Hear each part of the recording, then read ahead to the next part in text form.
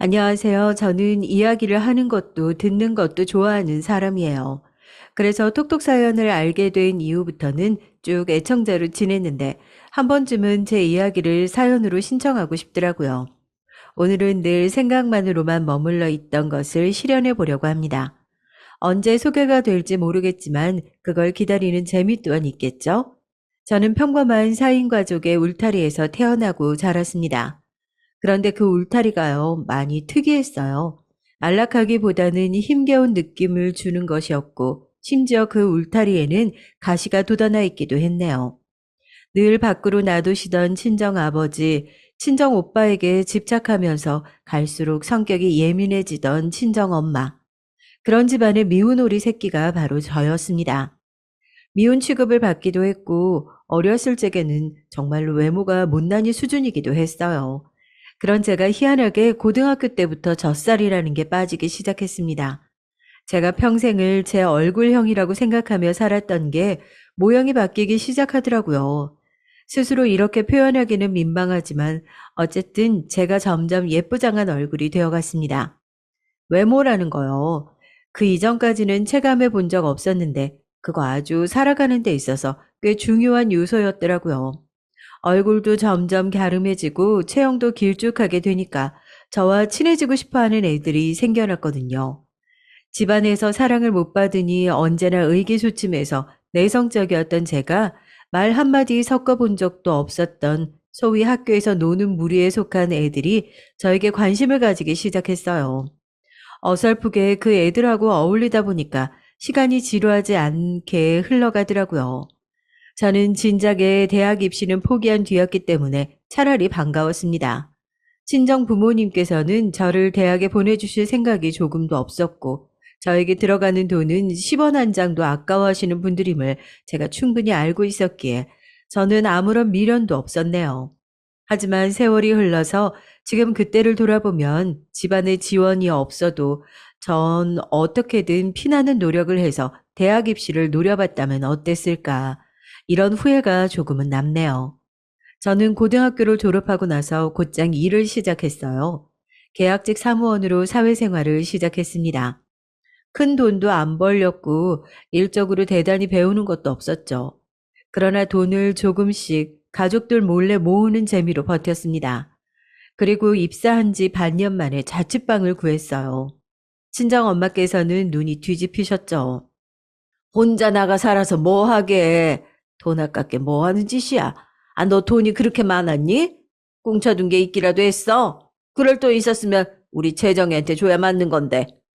제가 번 돈인데 오빠 얘기가 왜 나와요? 출퇴근길이 너무 머니까 피곤해서 직장 근처로 방을 구한 것뿐이에요. 저 지금 성인이고 사회인이에요. 혼자 자취해도 전혀 이상하지 않다고 생각합니다. 이상하지 않기는 남자 만나려고 하는 게 눈에 뻔히 보이는데 엄마로서 어떻게 이상하지 않다고 하면서 그냥 두겠어? 남자요? 엄마, 저를 대체 어떤 애로 생각하시는 거예요? 그런 거 절대 아니에요. 거짓말 하지 마라. 대가리도 엉덩이도 가벼운 기집애. 네 얼굴 좀 반반해졌다고 어깨에 힘주고 다니고 일부러 엉덩이 실룩거리면서 걸을 때부터 내가 다 알아봤어. 너 아주 살랑살랑 교태 부리고 싶어서 환장했더라. 그런 적 없는데 엄만 저한테 왜 이러세요? 자식을 그렇게 보시면 속이 편해요? 얼굴이 천박하게 변하더니 하는 짓도 어쩜 이럴까, 어? 자취방구에서 얼마나 멋대로 살지 상상만 해도 아주 머리가 아프다. 이렇게 부모 걱정시킬 것 같으면 그 값으로 매달 50만 원씩은 꼬박꼬박 집으로 붙여. 자취하면서 드는 생활비용에 50만 원은 빼야 네가 남자하고 놀아나면서 천박하게 지낼 돈이 부족해지니까 그 편이 좋지. 친정엄마의 말씀에 제 얼굴이 수치심으로 뜨거워지고 있었는데 돈 이야기를 들은 순간 찬물 세례를 맞은 듯 하였습니다. 결국은 저에게 바라신 것이 돈이 아니었을까 싶더라고요. 친정엄마께 굴복하기 싫어졌습니다.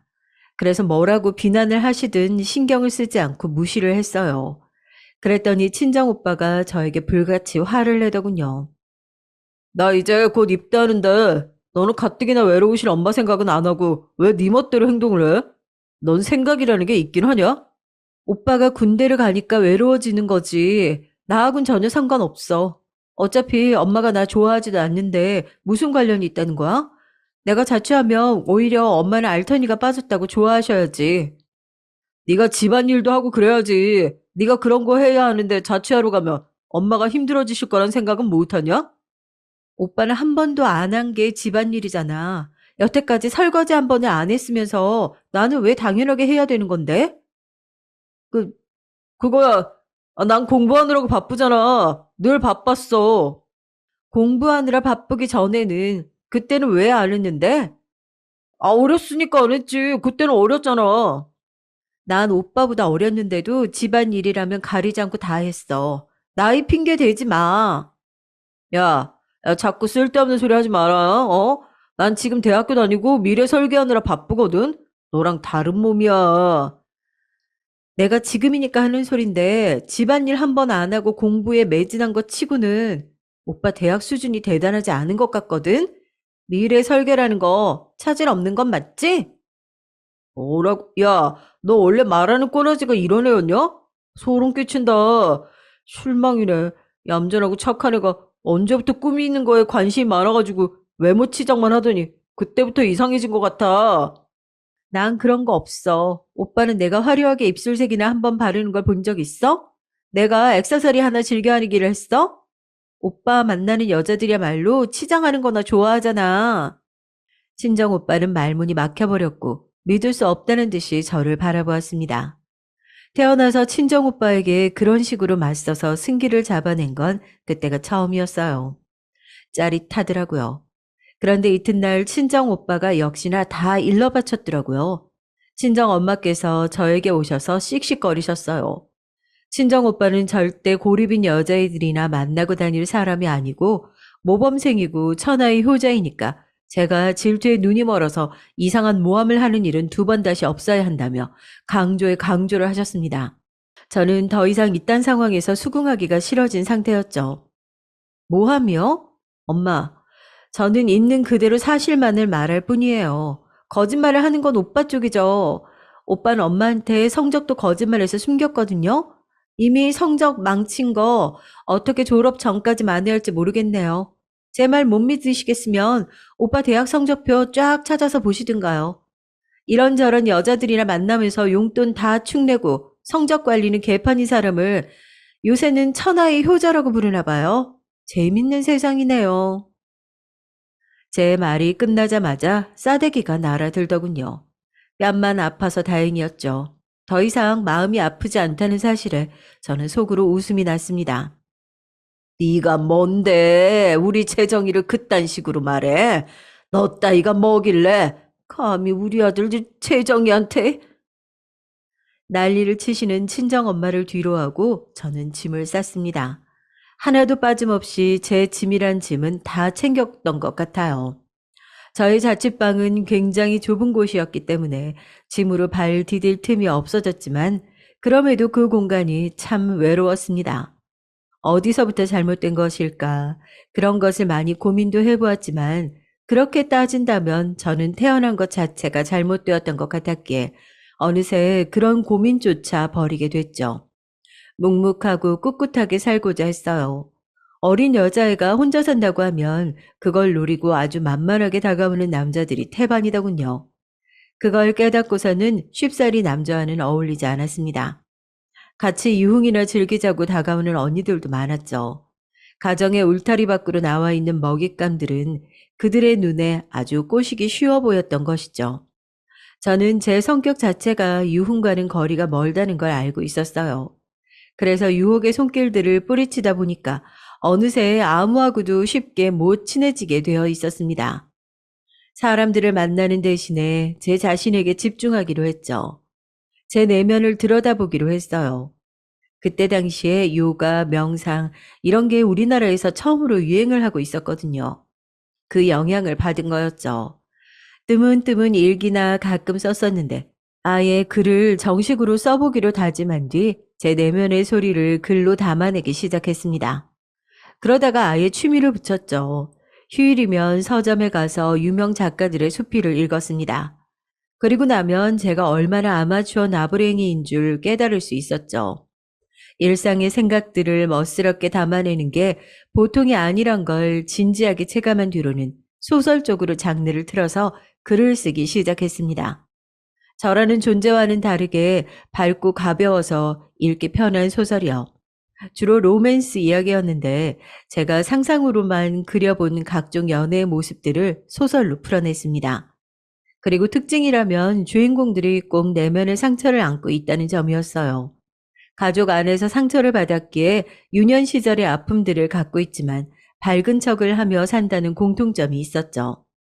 제가 그랬기 때문에 등장인물들에게 그런 요소를 부여하게 되었나 보더라고요. 단편 로맨스 소설을 몇 개 완성한 뒤로 왠지 그냥 두기 아까워서 출판사들의 문을 두드리게 됐죠. 몇 달을 내리 고민하다가 용기를 내어서 직접 출판사를 돌았어요. 거절이 이어졌고 때마다 창피해지기도 했어요. 그러나 거절을 당하고 나오던 길에 저는 이 길 위에 수많은 사람 중에서 내가 아는 얼굴은 없다라는 생각을 해냈고 창피해야 할 이유는 없다는 걸 깨달았죠. 그 이후로는 거절을 두려워하지 않고 다른 출판사들을 돌아다녔던 것 같습니다. 그리고 마침내 딱 한 곳에서 제 글을 좋게 봐주었고 계약을 하자는 답변을 들었어요. 날아갈 듯이 기뻤죠.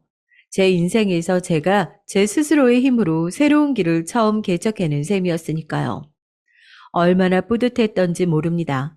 보람과 감동이 밀려들었고 여기까지 오는 동안 가족들에게 받았던 지난 세월의 상처가 많이 회복되었다는 기분도 함께 들었습니다.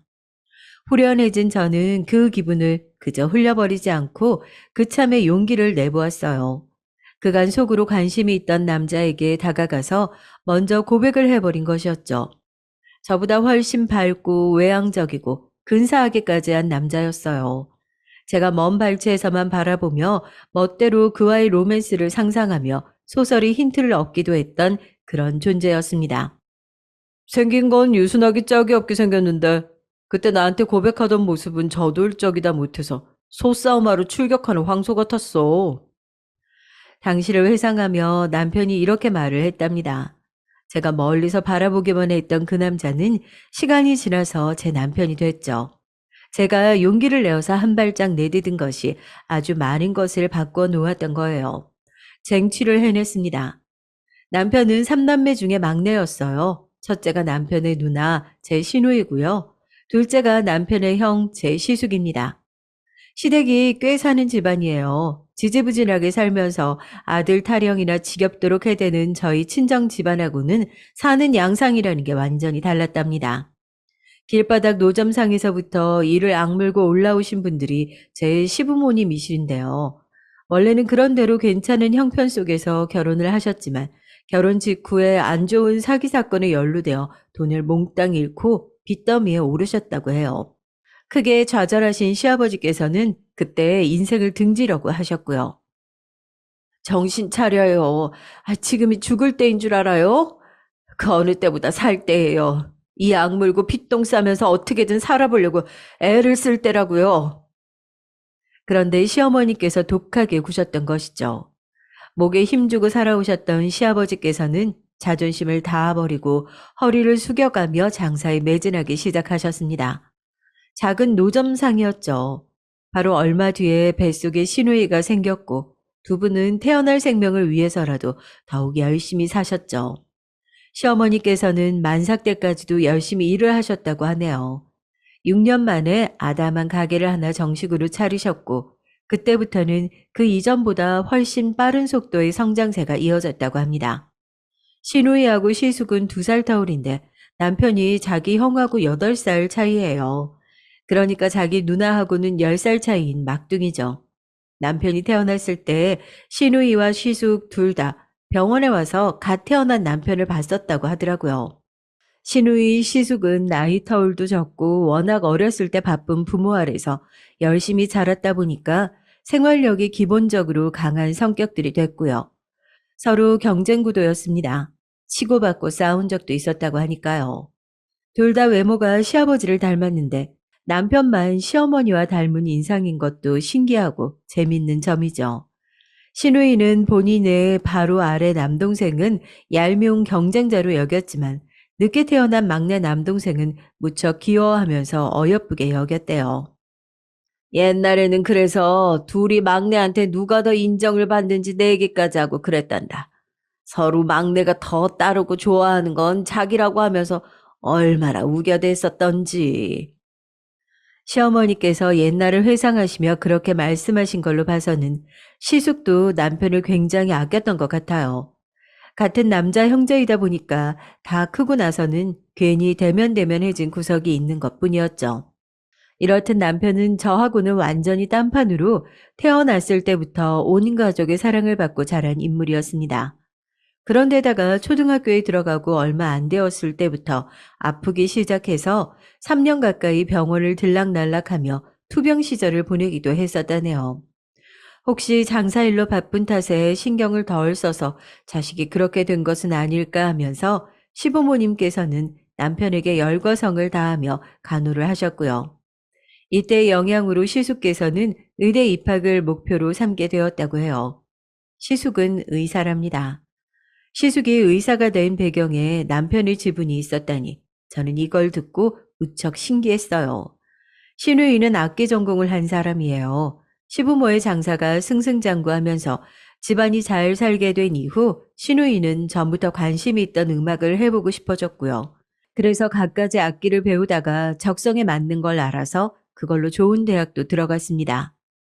집안이 잘 살고 악기를 전공한 젊은 여자는 결혼 시장에서 무척이나 인기가 많았다고 하더군요. 당시에 나로 말할 것 같으면 나에게 쏟아지는 구원자들 중에서 골라잡아야 충분히 가능했다고 볼 수 있지. 무슨 설명이 더 필요하겠어? 신우이가 본인의 처녀 시절을 떠올리며 그렇게 의수댔는데 허풍이나 과장은 없었습니다. 그랬던 신우이가 결혼한 남자는 어느 정도였을까요? 저에게 시매부 되시는 분의 집안은 대대로 사업가 집안이었어요. 워낙 콧대가 높았다고 하더군요. 그 집안에서는 시누이를 눈에 안 차하셨고요. 하지만 시매부가 완전히 시누이에게 빠져버렸던 거죠. 집안에서 얌전하고 요조숙녀 같은 여자를 원한다는 걸 알고 있으면서도 시매부는 당차고 거침없는 시누이를 너무 좋아해서 돌이킬 수가 없었다고 합니다. 자식 이기는 부모 없다고 그래서 둘이 결혼을 했다네요. 꽃대 높게 구는 집안에 시집을 갔어도 시누이는 기가 죽는 법이 없었다죠. 기본적으로 성질이 드센 편이에요.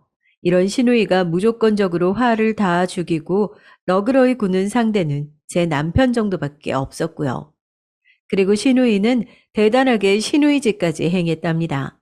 저한테는 아니었고요. 그 대상은 따로 있었습니다. 의사인 제 시숙도 결혼을 하셨는데요. 그 이전에 시부모님께서 시숙에게 신신당부를 하셨다고 해요. 이왕이면 머리가 똑똑하고 성품은 차분한 며느리를 봤으면 좋겠구나. 나도 네 아버지랑 같은 생각이야. 가방끈이 긴 여자 하나만 데려온다면 그게 가장 좋겠더라. 의사가 된 네 머리하고 똑똑한 여자 머리하고 만나서 애를 낳는다면 그게 천재 아니겠니? 혹시 가방끈이 썩 길지 못하더라도 적어도 그 집안에 엘리트가 여럿 있었으면 한다. 나는 꼭 그런 며느리였으면 해. 시숙은 결혼을 귀찮아 하셨던 분이라네요. 공부하고 배우고 이런 학문적인 것에만 깊게 몰두하시는 분이라서 누구를 만나 연애를 하고 결혼을 약속하고 이런 걸 거추장스럽게 여기셨습니다. 그래서 결혼을 전제로 아예 작정하고 선을 보셨어요. 저에게 동서되시는 분을 시숙은 그렇게 만나셨죠.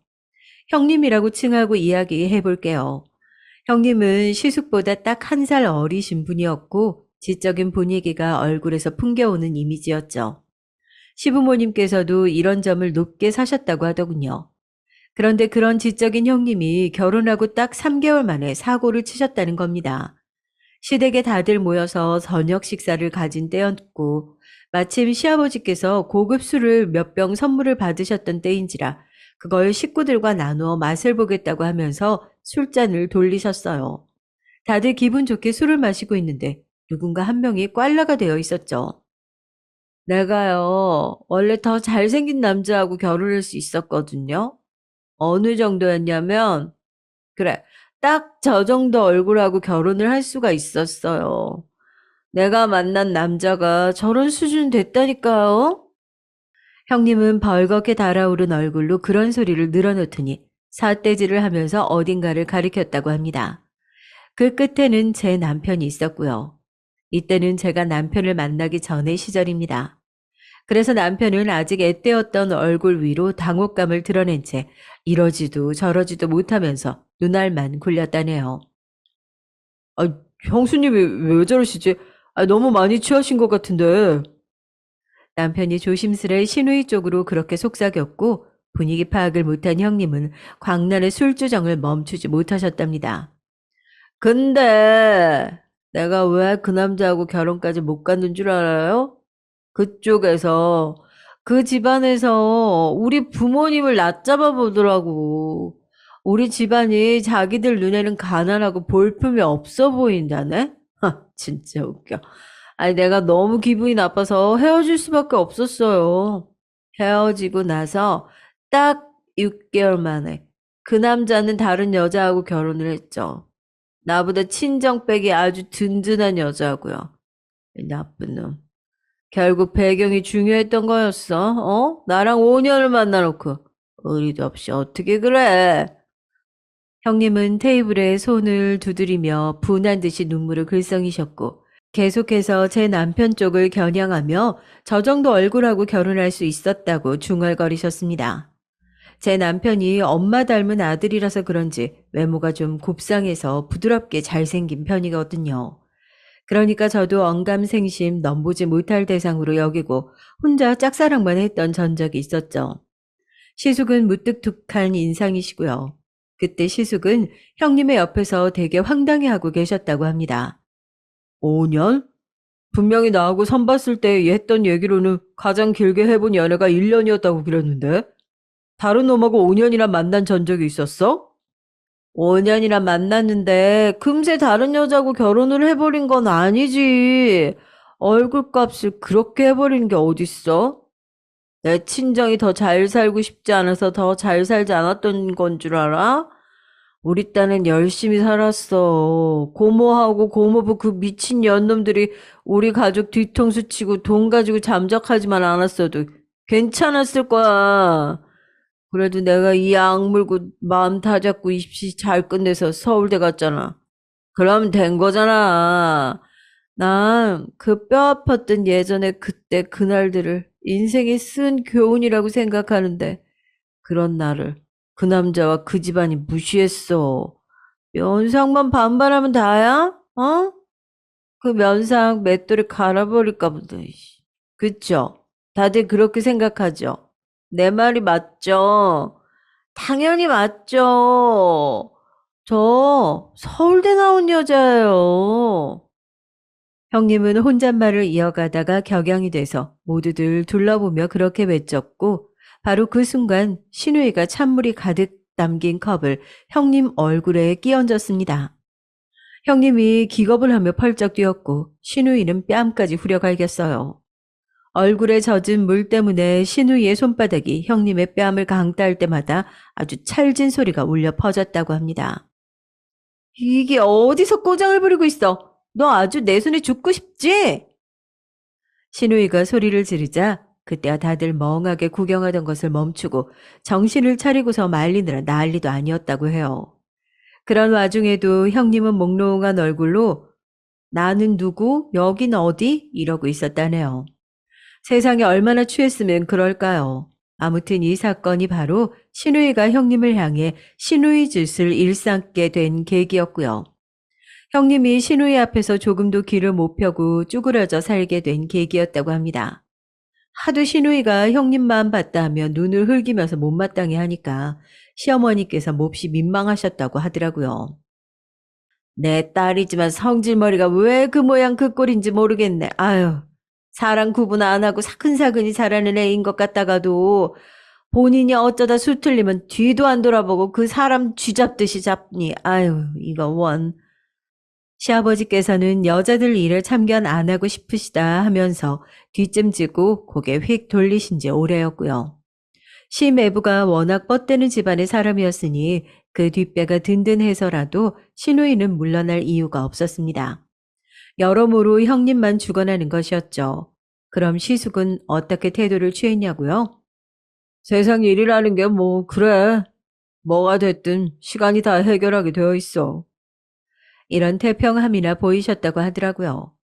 그건 어쩌면 본인이 형님에게 속았다고 느끼신 묘한 배신감에 대한 일종의 보복이셨을지도 모르겠습니다. 제가 이 집안으로 시집와 들어오기 전까지 이런 구도가 형성되어 있었던 줄은 전혀 몰랐었어요.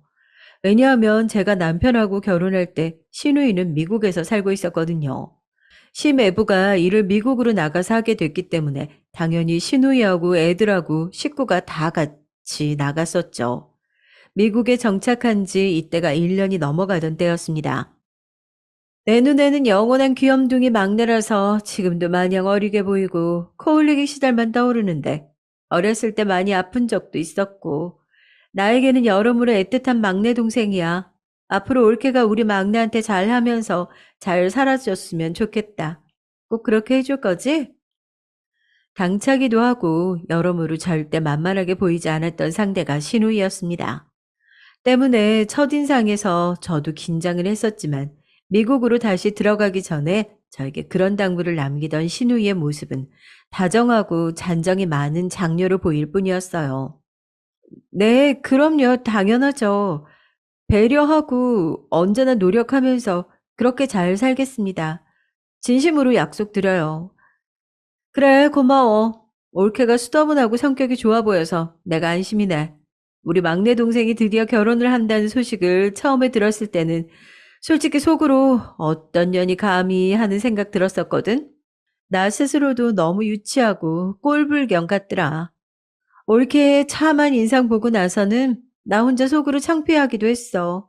둘이 행복하게 무탈하게 잘 살기만을 기도하면서 앞으로 그렇게 지내자. 시누이는 거침없는 만큼 자기 자신에게도 솔직한 사람 같았어요. 그렇게 왠지 멋져 보이기도 했고 한편으로는 부럽다는 생각도 들어서 저는 시누이에게 깊은 인상을 받았죠.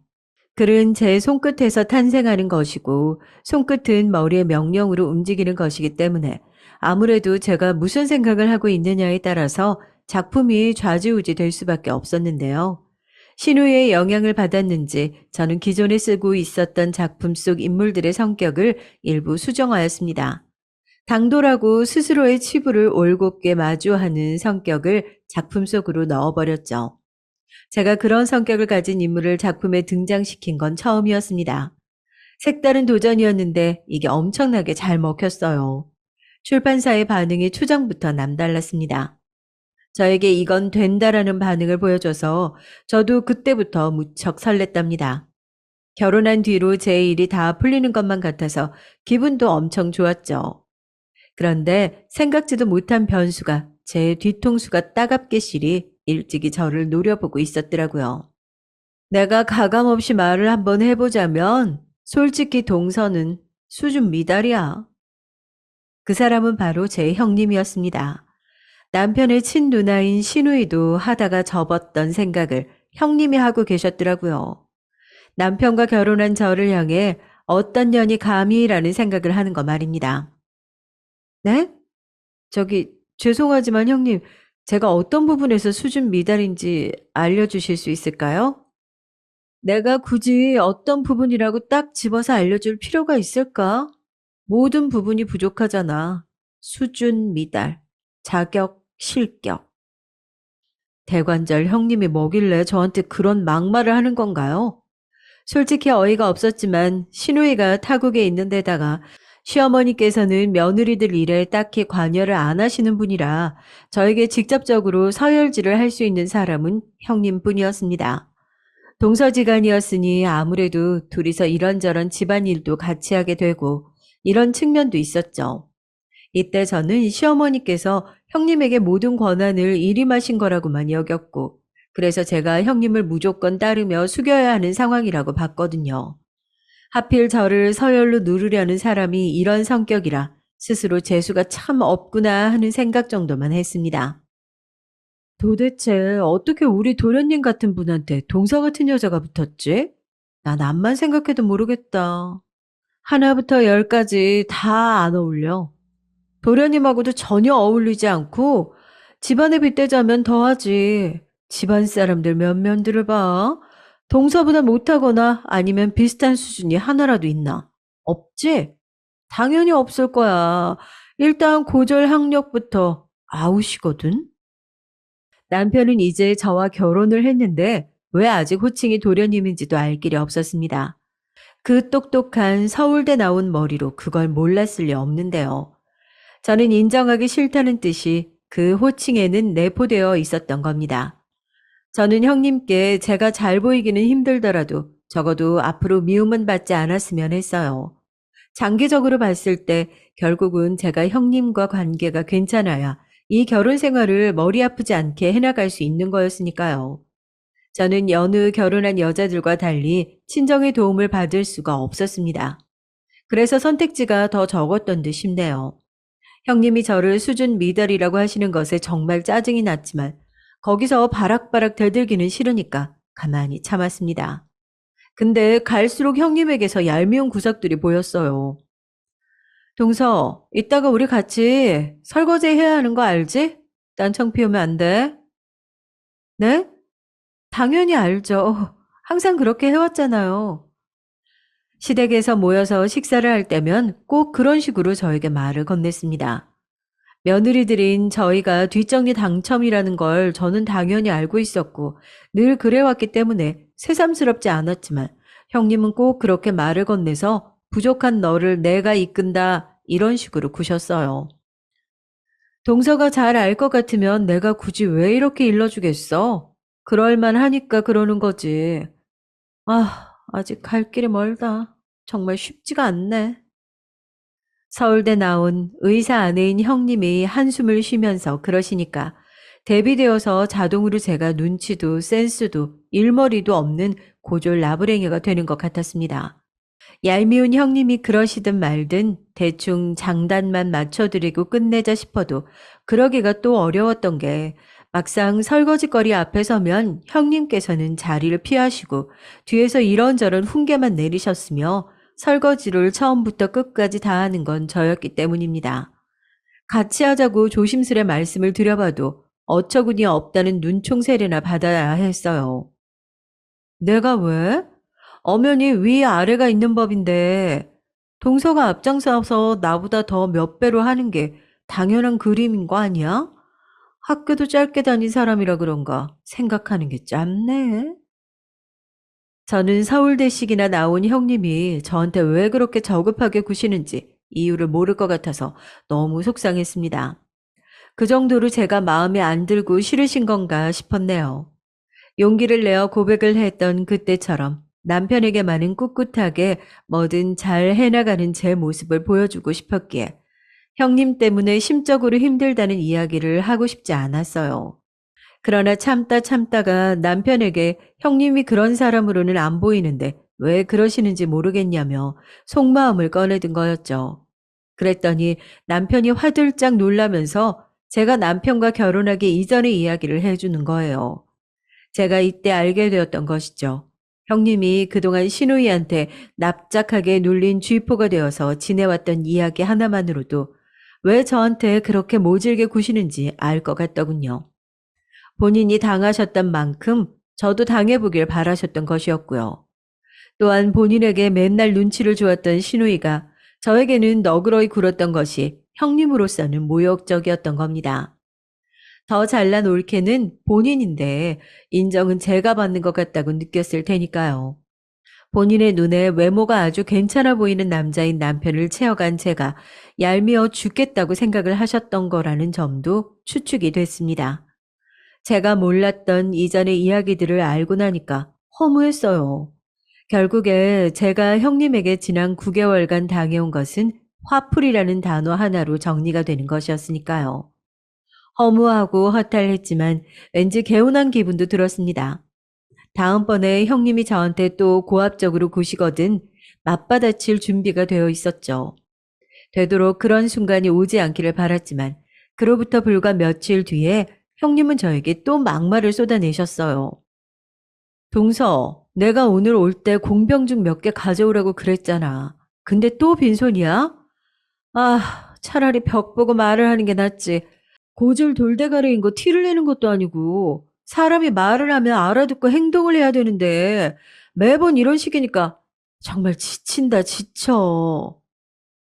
형님, 공병 이야기 하셨던 거 알아요. 기억해요. 근데 말 그대로 공병 이야기만 하셨던 것이지, 그걸 저보고 챙겨서 가져오라고 하시지는 않았잖아요. 그리고 어머님이 담그신 엑기스가 많이 필요하신 분은 형님이잖아요. 그럼 형님이 엑기스 담아갈 공병을 직접 챙기셔야지. 왜 저를 거들먹거리세요? 내가 그럼 지금 없는 소리를 지어내서 동서를 모함했다는 거야? 동서, 정말 실망이다. 실수했고 잘못했으면 그냥 인정을 하고 사과를 하면 돼. 내가 이런 기본적인 것도 알려줘야 돼? 아, 미치겠다, 진짜. 형님이 실수했고 잘못을 했을 수도 있는데 왜 그 가능성은 생각 안 하세요? 애초에 저를 공격하시려고 말을 꺼내둔 거니까 어찌 됐든 결론은 제 잘못으로 나겠네요? 동서, 오늘 좀 이상하네. 사람이 달라 보인다. 답답하고 분통 터지기는 해도 착하고 얌전한 줄 알았는데 오늘 완전 미친 망아지 같네. 동서, 혹시 어제 술 마셨어? 아직 술이 덜 깬 거야? 형님 입에서 술 얘기가 나올 줄은 몰랐네요. 술 때문에 거나하게 실수하셨던 분이 바로 형님인 거 저도 알거든요. 어쩐지 술을 기피하시길래 그냥 안 즐기시나 보다 했었는데 그런 게 아니라 그런 전적이 있어서 일부러 술을 안 드신 거였군요. 뭐, 뭐를 아는데? 어? 대체 뭘 아는데? 제가 뭘 알겠어요. 그냥 형님이 그날 술주정 하나부터 열까지 다 아는 거죠. 그 이후로 되게 입장이 난감하고 난처하셨겠어요. 그래서 속이 말이 아니셨겠지만 그렇다고 해서 저한테 분풀이 하시는 건 아니라고 봅니다. 고학력자 엘리트 분께서 하실 만한 행동은 아니라고 저는 그렇게 생각하는데요. 형님은 어떠세요? 형님이 입술만 꽉 깨물더라고요. 참 안일한 분이셨어요. 제가 남편에게 지난 이야기들을 다 들을 수 있을 거라고 그런 생각은 왜 못하셨던 걸까요? 갑자기 허를 찔리자 형님은 할 말을 잃어버리셨고 그날은 저와 더 이상 아무 대화도 안 하셨습니다. 그런데 이튿날 연락을 해오셨죠. 본인이 지난날의 분풀이로 저에게 감정적으로 대했다는 것이 맞다고 인정을 하시더군요. 제가 놀랐고 그 빠른 인정과 사과에 고마운 마음도 들었습니다. 살짝 감동을 받았던 것도 같아요. 얼떨결에 저도 형님에게 그가 미흡한 사람이었던 것 같다고 그런 말을 하면서 앞으로 저도 더 잘하겠다고 그런 소리를 했습니다. 좋게 마무리된 것 같아서 다행이라는 생각이 들었죠. 근데 그런 건 제 착각이었어요. 그 뒤로 며칠이 지났을 때였는데 브런치 카페를 같이 가지 않겠냐고 형님이 그러시는 거예요. 아침 겸 점심으로 폼나게 비싼 서양식 간단한 한상을 먹는 게 브런치인데 요새는 너무 흔하다 못해서 시들해지기는 했지만 당시에는 그게 이제 막 우리나라에 서울에 대중적으로 번져가고 있을 때였거든요. 그래서 저는 브런치를 먹으러 가본 적이 없었습니다. 요새 강남에서 한참 인기를 얻고 있는 브런치 카페 있잖아. 동서 거기 안 가봤지? 이번에 같이 가보자. 카페에서 브런치를요? 엄청 근사하네요. 네, 안 가봤어요. 형님이 데리고 가주신다면 저야 좋죠. 그래, 동서 안 가봤을 줄 알았어. 브런치가 무슨 뜻인지는 알고 있는 것 같아서 그나마 다행이네. 왠지 형님의 말 속에 가시가 느껴졌지만 지난 날들에 비하면 이건 장족의 발전이겠거니 하면서 넘겼습니다. 화해의 손길이 어쨌거나 저에겐 반가웠거든요. 당일에 기대를 무척 하면서 장소에 나가봤죠. 그랬더니 제가 단박에 당황하고 말았습니다. 완전히 방심하고 있다가 한 방 먹은 거였어요. 왜냐하면 그 자리는 형님과 저 둘이 만나는 자리가 아니었던 거예요. 애초에 그건 형님이 지인들과 만나는 자리였고 거기에 추가로 저를 부른 거였습니다. 동서, 이제 와? 기다리다가 못 봐주는 줄 알았네. 아, 저는 그냥 시간 맞춰서 온 건데 일찍 와 계셨네요. 그런데 여기 이분들은 아, 내 대학 친구들이야. 서울대 동기 모임. 아이고, 우리 동서가 몰랐구나. 그래도 괜찮지? 불편한 자리 아니니까 그냥 편하게 앉아 있어. N7 명이 둘러앉아 있었고 저는 형님 옆에 자리를 하며 본심은 당장이라도 뛰쳐나가고 싶은 마음이었어요. 이런 자리를 기대하고 예상한 게 전혀 아니었으니까요. 얘들아, 이쪽은 아까 얘기한 내 동서야. 안타깝게도 동서가 학교로 고등학교까지밖에 나오지 않았어. 고졸이긴 한데 우리 지식인들 사이에 낀 건 무리 없잖아, 그치? 다들 양해 좀 부탁할게. 형님이 멋대로 제 소개를 했습니다. 농담조로 밝게요. 차라리 진지하게 싸가지 없게 말을 했으면 누구 하나라도 제 외절을 했을 법한데 농담식으로 말을 하니까 모두가 화기애애하게 웃었습니다. 저는 굳이 고졸이라는 걸 밝힌 형님의 저의가 느껴져서 기분이 가라앉았었죠. 일부러 사람을 그런 식으로 연맥이는 형님의 수법, 그간 많이 봐왔으니까요. 제가 그런 생각을 하고 있는데 형님은 신이 나서 본인 동기들을 자랑을 저에게 시작했어요. 서울대를 나와서 다들 한 가닥씩은 하고 있더라고요. 바로 그때 자리를 비우고 있었던 한 분이 돌아왔어요. 통화 용건이 있었던 모양이더라고요. 그 동기가 돌아오자 형님의 안색이 더욱 밝아졌습니다. 어깨에 힘이 들어간 것도 보였고요. 동서, 저쪽은 말이지 자기가 직접 회사 차린 대표님이야. 멋지지? 요즘 뉴스에서 커리어 우먼이다 뭐다 이렇게 떠드는데 저 친구야말로 진짜 백의 커리어 우먼이야. 디자인하고 마케팅하고 별거 다 하는 능력자라고. 직원도 엄청 많아. 형님이 고무돼서 그렇게 떠드는 사이 그 동기가 제 쪽을 보며 눈인사를 건넸습니다. 저는 어색하게 간단히 목례를 보냈죠. 그러고 났는데 갑자기 그 동기의 눈빛이 달라져 있었어요. 깜짝 놀라면서 벌떡 일어나더군요. 어, 어떻게 여기서, 작가님, 저 일전에 뵙고 인사드렸던 최 대표입니다. 작가님 저 기억하시죠? 그제야 저도 상대를 알아봤죠. 기억이 나서 고개를 끄덕였더니 무척 좋아하시면서 호들갑을 떨었고 그러자 다들 어리둥절해졌어요. 특히 형님은 영문을 몰라서 저와 그 동기를 번갈아 쳐다봤습니다. 우리 중에서 최고로 폼나게 살고 있는 내가 옛날부터 동경해온 친구가 동서하고 아는 사이라니? 이게 무슨 일이야? 게다가 작가님? 그건 또 뭐지? 형님이 넋이 나가서 내 옆에서 중얼거리고 있는 사이에도 그 동기의 호들갑은 이어지고 있었죠. 저희 쪽에서 작가님 소설에 등장하는 캐릭터를 상품화하고 싶어서 출판사에 문의를 얼마나 많이 넣었는지 몰라요. 저희 측의 노력을 작가님이 부디 알아주셨으면 합니다. 캐릭터 상품화가 아니더라도 저희는 어떤 방법으로든 작가님과 작업을 하고 싶어요. 자, 잠깐만. 너 아까부터 무슨 소리를 하는 거야? 여기 있는 내 동서가 네 회사에서 작업을 하고 싶은 작가님이라고? 형님이 끼어드셨고 그 동기는 믿지 못하겠다는 눈빛으로 형님을 쳐다봤어요. 너 몰랐어? 동서지간이라면 어떻게 몰라? 이분 우리나라에서 지금 제일 잘 나가는 작가 중 한 분이셔. 우리나라 대형 서점마다 소설 분야 1위, 현재 이분 작품인데? 도대체 너야말로 무슨 소리를 하는 거야? 그 동기가 흥분해서 말을 이어가다가 돌연 아차하는 표정이 되었습니다. 저는 계속 본명이 아닌 필명으로만 활동을 해왔거든요.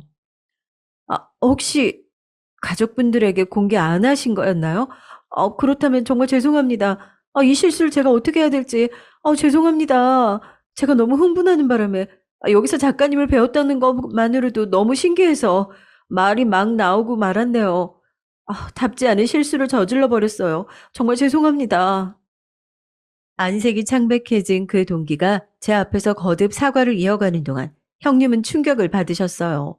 이건 나중에 안 사실이지만 형님은 그 동기를 옛날부터 유난히 부러워하며 동경했다고 합니다. 집안이 화목하고 유복하고 성격이 털털하고 도전 정신도 무척 강해서 형님이 속으로 이상향으로 삼은 인물이었죠. 바로 그런 인물이 제 앞에서 쩔쩔매면서 어쩔 줄을 몰라 하고 있는 광경에 형님은 완전히 넋이 나가 버렸고요. 너무 그러실 건 없어요. 설마 가족들한테도 알리지 않았을 거라는 건 예상하지 못하셨을 수도 있으니까요. 제가 계속 감출 생각까지는 없었는데 그동안 정신이 좀 없었어요. 알릴 기회가 마땅히 없었네요. 제 작품을 드라마화를 하고 싶다는 제의가 요새 쏟아져서 그것 좀 고민하느라 머리가 복잡했거든요. 제가 차분히 웃으면서 그 동기를 향해 대답하자 이제 형님의 안색은 거의 산 송장이나 다름없었습니다. 그 모임의 참석자들이 모두 저에게 달려들어서 질문 공세를 퍼부어댔고 저에게 사인을 요청하느라 난리도 아니었죠. 그래서 저도 제 나름대로 혼이 쏙 빠진 시간을 보내고 말았네요. 저의 길을 그런 수단으로 꺾어 놓으려고 하셨던 형님의 작전은 대실패로 돌아갔고 오히려 역공을 당하시는 바람에 형님은 이제 모든 전의를 상실하신 뒤였습니다. 그제야 솔직한 민낯도 드러내시더군요. 나보다 여러모로 못하고 못난 것 같은데 나보다 편하게 아무것도 없이 사는 것만 같아서 동서가 얄미웠어. 친척도 없는 거나 마찬가지인 사람하고 내가 동일 선상에 놓인다는 게 싫었어. 나는 죽어라 공부해서 우리 집안의 자랑, 서울대생이 됐는데 동서는 그런 서울대 딱지가 없어도 결혼 잘해서 잘 사는 게 내 입장에서는 이가 갈렸어. 결국 내가 해온 것은 아무것도 아니었나 싶은 생각도 들었고. 그런데 동서가 그렇게 대단한 사람이었다니, 알고 보니 수면 아래 감춰진 유명인이었다니, 나보다 능력이 월등한 사람이었어. 결국 그런 거였구나. 동서는 자격이 있는 사람이었네. 깔끔하게 내 완패야. 그동안 미안했어. 변명의 여지가 없이 다 내 잘못이야. 미안해. 진작에 형님은 패배하신 거였어요. 죄송한데 형님은 저한테 상대가 안 되세요. 제가 무덤덤하게 말을 하자 형님은 수치심인지 모멸감인지 모를 감정으로 귀가 빨개졌습니다. 제가 형님보다 어려서도 아니고요. 알고 보니 대박 작가였기 때문도 아니에요. 그냥 형님이 싸울 상대를 잘못 골랐기 때문입니다. 누구를 고르셨든 형님은 패배할 거였어요. 왠 줄 아세요? 제가 보기에는 형님은 정말 잘났어요. 형님보다 잘난 여자, 잘난 인생 사는 여자가 몇이나 되겠나 싶어요. 객관적인 지표가 말을 해주죠. 형님은 부정할 여지 없이 잘났다고요. 그런데 그걸 깎아먹는 게 형님 본인이세요. 자기 자신이요. 그러니까 형님의 적은 형님이라고요. 제가 아니라. 저의 일침에 형님은 놀란 표정으로 천천히 고개를 떨구었습니다. 그렇게 저희 동서지간의 요상한 잡음이 막을 내리는 순간이었죠. 그 이후로 형님이 저를 건드리는 일은 없었답니다. 제가 유명 작품들을 써낸 작가라는 걸 다른 시댁 식구들이 안 건 그때부터 시간이 더 흐른 뒤였어요. 형님이 알아서 함구를 하시더군요. 2년 뒤에는 시누이네가 아예 한국으로 들어왔는데 저를 보더니 대번 이런 소리를 하더라고요. 호랑이 없다고 토끼가 왕노릇하고 있었을까봐 걱정했는데 그건 또 아니었나 봐. 다행이기도 하고 신기하기도 하고 좀 그렇다. 그래서 제가 귓속말로 시누이에게 대답을 해주었습니다. 작은 생쥐가 토끼 목을 한 번 문 적이 있어서 그런가 봐요. 시누이가 크게 웃기 시작하자 다들 무슨 일이냐며 궁금해했는데 저는 시침 뚝 떼고 있었답니다. 남편하고는 딱히 싸우는 일도 없이 잘 지냈고요. 시숙하고 형님은 부부 사이가 갈수록 소원해져서 한 차례 별거에 들어간 적이 있었어요. 그러나 애들도 있고 하니까 결국 마음을 다잡고 잘 지내보기로 한 뒤 다시 합쳐졌죠. 시간이 해결해준다는 시숙의 말이 틀린 건 아니더라고요. 세월이 흐르면서 형님하고 더 이상 관계가 어색하지 않게 되었고요. 시누이하고 형님도 서로 몇 번 진지한 대화를 나누더니 잘 지내게 됐죠. 모든 게 잘 마무리가 된 것 같은데 문제는 제 친정입니다. 제 친정 오빠는 이상한 여자들한테 잘못 걸려서 젊은 시절을 말아먹었고 꽃뱀한테 물리기를 수차례, 심지어는 사기 결혼을 당한 적도 있었죠. 친정 엄마께서는 속상해 하시다가 결국 쓰러지셨어요. 그러고 나서야 눈물을 흘리시며 저를 그리워하셨죠. 제가 결혼하던 때에도 제가 잘 살까봐 그걸 걱정하시며 축하도 안 해주셨던 분이었는데 그럼에도 세상에 저를 낳아주신 하나뿐인 모친이시잖아요. 제가 최소한의 도리를 해드려야 하는 게 맞을까요? 저는 존재를 객관적으로 들여다보면서 판단을 해보려고 해도 정말 쉽지가 않네요. 제 마음이 어떤 건지도 사실 정확히 모르겠어요. 제 가정을 꾸린 지도 오래, 저도 이제 두 아이의 엄마로 살아간 지 꽤 됐건만, 제 친정 엄마를 앞으로 어떻게 대해야 할지 그 답을 모르겠습니다. 저와 잘 지내보고 싶다며 눈물을 보이시는 친정엄마를 안아드려야 할까요? 아니면 다사다난했지만 이제 드디어 진심으로 뭉친 시댁 식구들하고나 잘 지내는 게 맞을까요? 여러분이 제 입장이라면 어떻게 결단을 내리실지 궁금해집니다.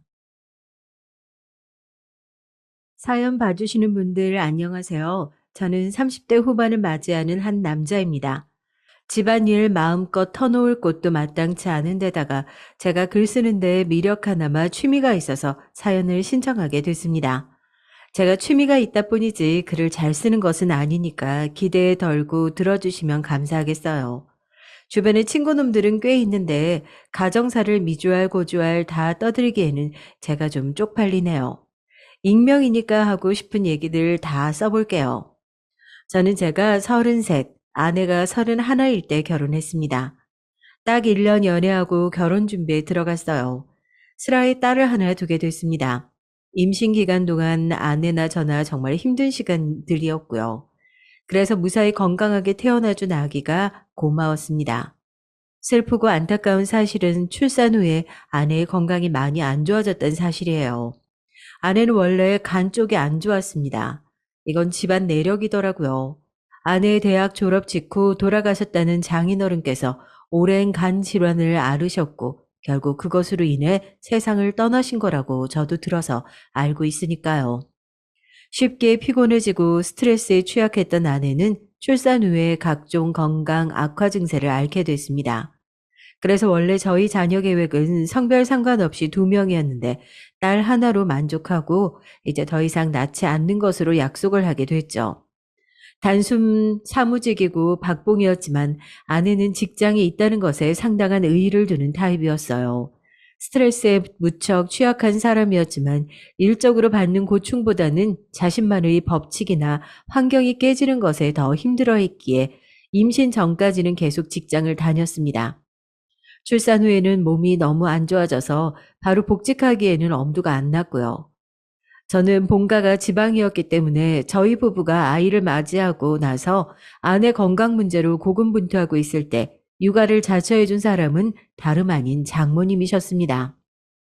장서방, 걱정할 게 뭐 있어. 내가 있는데. 아이고, 우리 손녀 예쁘기도 하지. 온종일 들여다보고 있어도 나는 절대 안 질려. 볼수록 요요 예쁜 얼굴 어째. 아이고, 아무런 걱정이랑 하지 말고 병원이고 회사고 마음대로 일 보러 다녀. 내가 항상 아기 보고 있을 테니까. 아이고, 우리 지은이가 그랬죠요. 어머, 얘 봐라. 야, 웃는다, 얘. 아이고, 이뻐라. 아이고, 이뻐. 저도 처음 되어본 아빠라는 위치였고, 출산 직후부터 급격하게 상태가 안 좋아진 아내 때문에 걱정과 두려움이 이만저만이 아니었는데, 저희 딸에게 온전히 집중을 다해주고 사랑을 베풀어주는 존재가 곁에 있다는 것은 커다란 힘이 되주었습니다. 저는 세게 안으면 진짜 혹시 부러지지는 않을까 싶어서 차마 아기를 놀아주지도 못했던 초보 아빠였어요.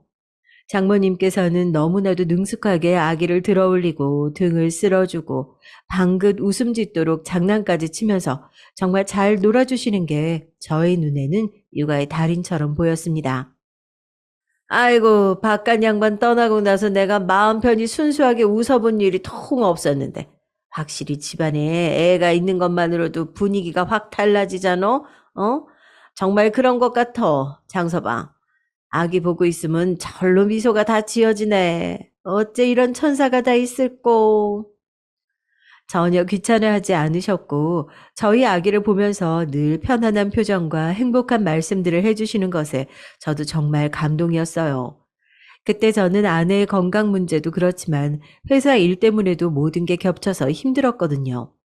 진짜 딸이 태어나지 않았다면 번아웃이 와서 모든 걸 다 내려놓고 호련히 자연과 벗삼아 시간이나 죽이며 살아가는 백수가 됐을지도 모릅니다. 그 정도로 머리가 아플 만큼 복잡했던 시기였어요. 딸이 태어났다는 것은 저의 깊은 책임감이었습니다. 그러나 저는 주저앉을 수 없었죠. 무슨 일이 있어도 내가 우리 딸 앞으로 평생 지킨다는 각오가 생겼기 때문에 하루하루 아내와 미래를 그려나가며 버틸 수 있었습니다. 아기가 태어나기 전에는 차마 몰랐던, 체감할 수 없었던 부성애라는 것이 아기 얼굴을 본 순간부터 모락모락 피어오르더라고요. 이런 저희 아기를 돌봐주신 장모님께 제가 얼마나 감사함을 느꼈는지 모릅니다. 그 덕분에 저희 부부는 출산 직후에 엉망진창이었던 일정들을 모두 소화해내며 그 힘든 터널을 지나올 수 있었다고 생각해요. 몸이 아프니까 무기력증과 약간의 우울감을 호소했던 아내도 시간이 지나면서 점차 상태가 나아지게 됐죠. 정확한 시점을 따지자면 제 생각에는 가족 친지만 모여서 소소하게 열었던 돌잔치에서부터였던 것 같습니다. 그때 아내가 정말 곱게 차려입고 환하게 웃었는데 통통한 볼살을 자랑하는 저희 귀여운 딸과 더불어 세상에서 가장 예쁜 모녀의 모습으로 제 눈에는 그렇게 보였습니다. 그렇게 행복했던 저희 가정, 엄청난 앞일이 저희를 기다리고 있는 줄은 상상도 못했었네요. 옥신각신 아웅다웅 하면서도 아이 커가는 재미로 저희는 잘 살았어요. 그러다가 전 세계적인 초유의 사태 코로나를 맞이하게 됐죠. 하필이면 저희 아내가 코로나에 감염되는 일이 생겼는데요. 추측컨대 사무실에서 걸린 것으로 보였습니다. 다행스럽게도 저와 어린 딸은 끝내 음성이었고 역시 밀접 접촉자로 지정되었던 장모님 역시 이상이 없었습니다. 아내만 걸려서 치료를 받았는데 정말 죽다 살아났어요. 원체 건강이 안 좋았던 영향이 있었나 봅니다. 기껏 다시 시작한 직장 생활이었는데 얼마 못 가서 그렇게 되고 말았죠. 아내가 다시금 직장 생활을 시작하게 된 것과 저의 퇴사가 결코 무관하진 않았습니다. 샤워할 때 머리칼이 진짜 한 움큼씩 빠지는 거 보고 미뤄왔던 퇴사 결심을 굳히게 됐어요.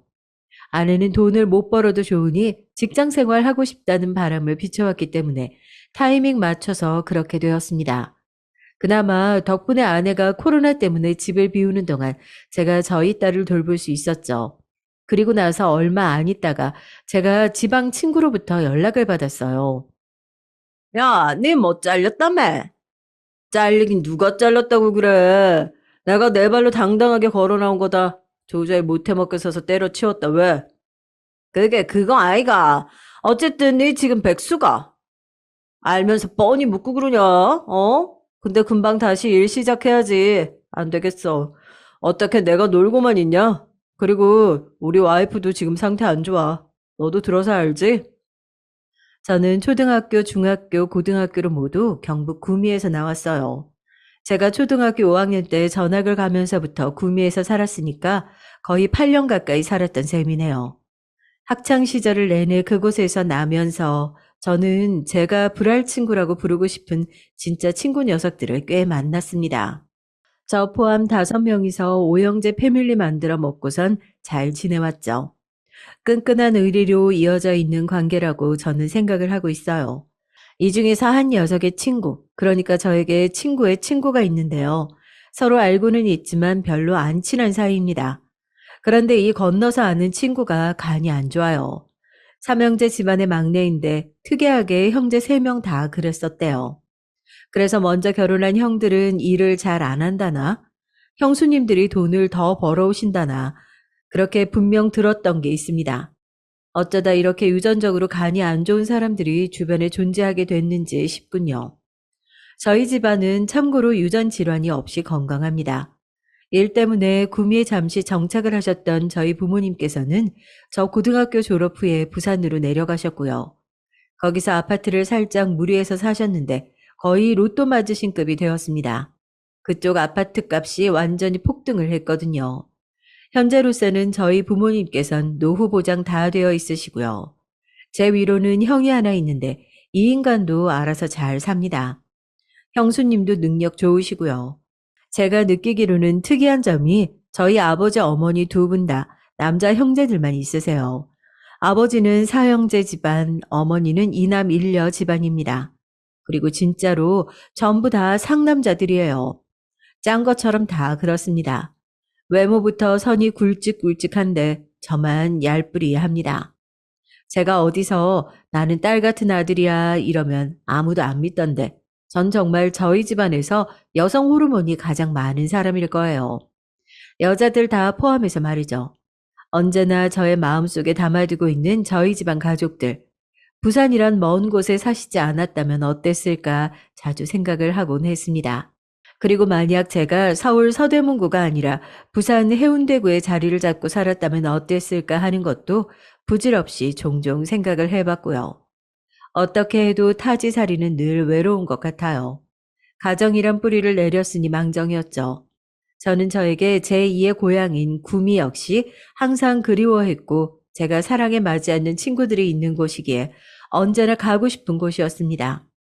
놀 것 더럽게 없는 동네인데도 저희는 항상 재밌게 놀았었죠. 네, 혹시 내려올 생각 없나? 지금 일 바쁜 거 그거 있잖아. 내가 공장 그거 맡으면 내복이 딱인데. 무슨 얘기하는 거야, 공장? 너 그거 찬준이 공장 얘기하는 거 아니야? 아, 그럼 내가 뭔 공장 얘기하는데. 야, 금마 있잖아. 네 전에 이거 못 들었나? 금마가 뭐 아싸리 공장 차린다 만다 하더니만 결국에 사고 쳤다. 지금 뭐 김천에다가 마스크 공장 돌린다 안 하나? 아, 알지. 왜 몰라? 야, 근데 그거 차린 지 벌써 꽤 됐잖아. 근데 지금 갑자기 왜? 뭔데? 지랄 난리란다. 불량 작살 나 잡아댄다 하던데. 내가 뭐 대강 듣기로는 마스크 그거 예민하고 까다롭다. 그 있잖아. 응? 마스크 그게 우리 생각하는 거랑 완전히 공정이 다르대. 근데 준이 금마가 거기에 올인하겠다고 안 그러나? 그래서 뭐 공단에 그거 공장은 니한테 연락 한번 해보라고 그러대. 네가 원래 그런 일 한가다 하잖아. 친구 녀석들이 저의 신경을 써준 모양이었는데요. 저는 단박에 솔깃해서 욕심이 났습니다. 다른 사업 아이템 때문에 바빠진 친구들도 도울 겸 무엇보다 급한 상황이라고 하니까요. 몇 달 제가 공장을 맡으면 돈도 엄청 땡겨준다고 하고 그렇게 챙겨준다는데 마다하기 어려웠습니다. 아내한테 바로 상의를 가장한 저의 바람을 꺼내 보였죠. 난 진짜 그 일 내가 맡고 싶은데 나 원래 관리자가 천직이잖아. 관리 업무로 총괄하는 거라서 한번 해보고 싶다는 생각 바로 들더라고. 내가 가서 돈 진짜 많이 벌어올 테니까 몸 추스르고 지윤이 보면서 혼자 지낼 수 있지? 참나, 무슨 외국 나가? 알았어. 당연히 되지. 아내는 저의 지방행에 순순히 동의를 해주었고 덕분에 저의 마음이 한결 편해졌던 것 같아요. 한창 예쁜 나이에 우리 딸을 두고 간다는 게 너무 아쉽긴 했지만 제가 그 일을 맡아서 해봄으로써 저희 다음 미래가 새로 결정될 수도 있는 거라고 판단이 들었습니다. 그 주말에 장모님께서 저희 집 방문하셔서 같이 저녁 한 끼를 먹었어요. 다른 음식들도 있었지만 족발을 시켜서 같이 먹었는데 딸이 족발을 손으로 집어서 먹는 것을 본 장모님께서 바로 시겁하시더라고요. 얘기 요거가 얼마나 짠 부분인데 그걸 덥석덥석 집어 먹으려고 들어? 할머니한테 줘봐. 옳지. 짠 거는 할머니가 먹을 테니까 우리 예쁜 지윤이는 요거 살코기 먹자. 아이고 착하다. 족발에서 간이 센 부분은 아이가 먹지 않는 게 좋겠다면서 장모님께서 족발을 집어 살을 발라다가 저희 딸에게 따로 놔주셨습니다. 이런 부분에서 참 장모님께서 세심하시다고 저는 느꼈어요. 바로 이런 모습들이 제 안에서 쌓이고 쌓여 신뢰를 만들었던 겁니다. 저 장모님, 전화로 미리 말씀드렸던 것처럼 제가 친구 공장을 대신 당분간 좀 맡아서 운영하기로 했거든요. 구미에서 지낼 집도 단기로 구할 거고요. 엄마, 거기는 주변에 단기 매물들이 꽤 많더라고. 구하는 건 일도 아니겠어. 난 오빠 내려갈 때 같이 가서 정리하는 것 좀 도와주고 그럴 거거든. 엄마가 그때 와서 우리 지훈이 좀 봐주라. 부탁할게. 아유, 이왕 내려가는 김에 너도 장서방 지내는 곳에서 한참 쉬다 오지 그러냐. 너 요즘 얼굴 꼴이 말이 아니야, 어? 너 얼굴 보면서 뭐 느끼는 거 없니? 안 그래, 장서방? 우리 지훈이 예쁘기는 하다만 미운 4살이기는 한지 천방지축에 날이 갈수록 드세지잖아. 괜히 다시 직장 다닌다고 설쳤다가 코로나 걸려서 죽사발 났지. 어? 아이고, 안색 파리 해가지고 애가 놀아달라고 보채고 심심하다고 우는데 그 앞에서 꼼짝을 못하지. 아이고, 잔말 말고 장서방 지낼 집 어떤가 네가 가서 잘 살펴주고 너도 웬만하면 콧바람 좀 제대로 쐬고 올라와라. 장모님께서 약간은 신랄하게 말씀하시는 것에 저희 부부는 서로 눈빛 교환을 하면서 민망하게 있었네요. 그렇게 내려가기로 한 날짜가 됐습니다. 저희 딸이 장모님 옆에 찰싹 달라붙어서 귀엽게 손 흔들며 빠빠이 해주는 것을 뒤로 한 채 트렁크랑 뒷좌석에 짐 꽉 채워서 아내랑 구미로 내려갔습니다. 저는 워낙 단벌 신사로서 잘 지내는 타입이라 짐도 얼마 없었고요. 그래서인지 예상보다 정리는 금방 끝났습니다. 공장이랑 출퇴근 동선 좋은 위치에 있는 투룸이었어요. 그리고 아내는 이곳 생활을 마음에 들어하는 눈치였습니다. 집에서 가만히 침묵 속에 책이나 읽고 한적한 동네를 낮에 한 바퀴 돌면서 산책이나 하고 조용한 동네 카페 가서 혼자 앉아 있고 이런 생활에 만족해야 했어요. 여기 있으니까 꼭 나 힐링하러 온 사람 같다. 지윤이가 너무 보고 싶기는 한데 솔직히 말해서 내 몸과 마음 재충전이 되는 기분이야. 그러면 며칠 더 있다가 올라가는 건 어때? 매일 영상통화로 너도 봐서 알겠지만 지윤이가 장모님이랑 지내면서 꽤 좋아하는 것 같다. 부모인 우리보다도 장모님께서 때로는 더 지윤이를 위해 주신다는 느낌 받을 때도 있다니까? 이거 나만 그래? 우리 엄마가 애를 잘 보는 것 같기는 해. 난 솔직히 체력적으로나 정신적으로나 하루 종일 지훈이 보려면 벅찬데 엄마는 거뜬하시더라고. 진짜 엄마가 우리랑 가까이 살아서 얼마나 다행인지 몰라. 그러면 엄마한테 내가 연락할까? 나 조금 더 있다 간다고? 아내와 제가 신중하게 상의를 했고 장모님께 연락을 드렸습니다. 우선 장모님께서 어떻게 반응하시는지 보고자 했는데 엄청 반색을 하시는 거예요. 그래서 저희가 딸 맡기는 수고비 명목으로 용돈을 드리고 왔었는데 더 후하게 드려야겠다는 생각이 들었습니다. 장모님, 저희 식구 토탈 생활비 생각하고 월 500 드리려고 하거든요. 저 내려와 있는 동안에요. 뭐? 자, 장서방 500씩이나. 아유, 그런 큰 돈을? 어차피 제가 여기 내려와 있으면 저희 집사람이 있다 하더라도 장모님께서 지윤이 보러 저희 집에 계속 방문해 주실 것 같아서요. 아이, 그건 그렇지. 장서방이 없는 상황이라면 그렇고 말고. 아, 내가 암만 내 딸이라지만 다 맡겨놓고 있을 수가 있어야지. 내 손녀는 내가 두 눈으로 보고 찰싹 달라붙어 있어야지만 안심이 돼. 네, 그래서요. 장모님께서는 정말 늘 감사드리는 마음이에요. 아시죠? 그런데 혹시 금액적으로 너무 부담이 되신다고 하시면 아니야. 왜 부담이 돼? 아니야. 괜찮어. 내가 뭐 준다고 해서 그 돈 낼름 다 써버릴 사람이야? 아닌 거 장서방이 더 잘 알지? 그거 돈 주면 내가 우리 지윤이 앞으로 직접 저금하고 싶네. 할머니가 손녀 위에 모은 돈으로 만들면 좋을 것 같아. 장모님께서 그렇게 말씀하시니 제가 알았다고 대답할 수밖에 없었습니다. 돈 500 드리는 건 어떠냐는 건 아내가 먼저 꺼낸 얘기였는데 지금 저희에게 다른 것이 부족하지 돈이 부족한 상황은 아니었기에 저도 괜히 기분 상하기 싫이 가타부타 다른 말 안 꺼내고 한 큐에 알겠다고 동의를 했어요. 장모님께 가는 돈이 결국은 저희 집안 돈이라고 여겼고 몇 달 공장 맡으면서 버는 액수도 많았으니까요. 그렇게 하기로 하고 나서 한 2주였나 보름 정도 지나고부터 무렵이었습니다. 저희는 별 특별한 일이 있지 않고서야 저랑 아내 둘 다 매일 영상통화로 딸을 보면서 대화를 나눴어요. 같이 할 때도 있었지만 보통은 아내가 이른 오전 시간에 영상통화를 했고 저는 하루 일과를 마무리하는 밤중에 했어요. 그런데 언제부턴가 우리 지은이가 글쎄 저녁 먹고 좀 놀다 보면 금세 잠이 온다 그러네. 조는 닭 마냥 꾸벅꾸벅해서 안 되겠지 뭐야. 밤늦게 통화는 이제 안 되겠어, 장서방. 밤에 영상통화를 안 받으시고는 장모님께서 카톡으로 애가 이미 잔다고 답장을 주셔서 좀 희한하다고 생각을 했어요.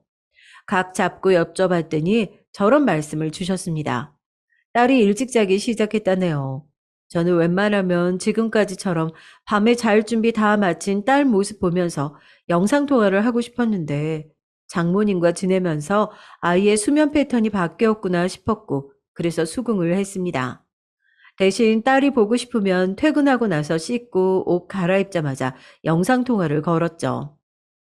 우리 공주님, 이제 저녁 먹어? 저녁 먹고 치카치카하고 이제 잘 준비할 거예요? 일찍 자고 일찍 일어나는 새나라 어린이네. 보기만 해도 웃음이 나는 저희 딸을 보며 저는 저렇게 말을 해주었어요.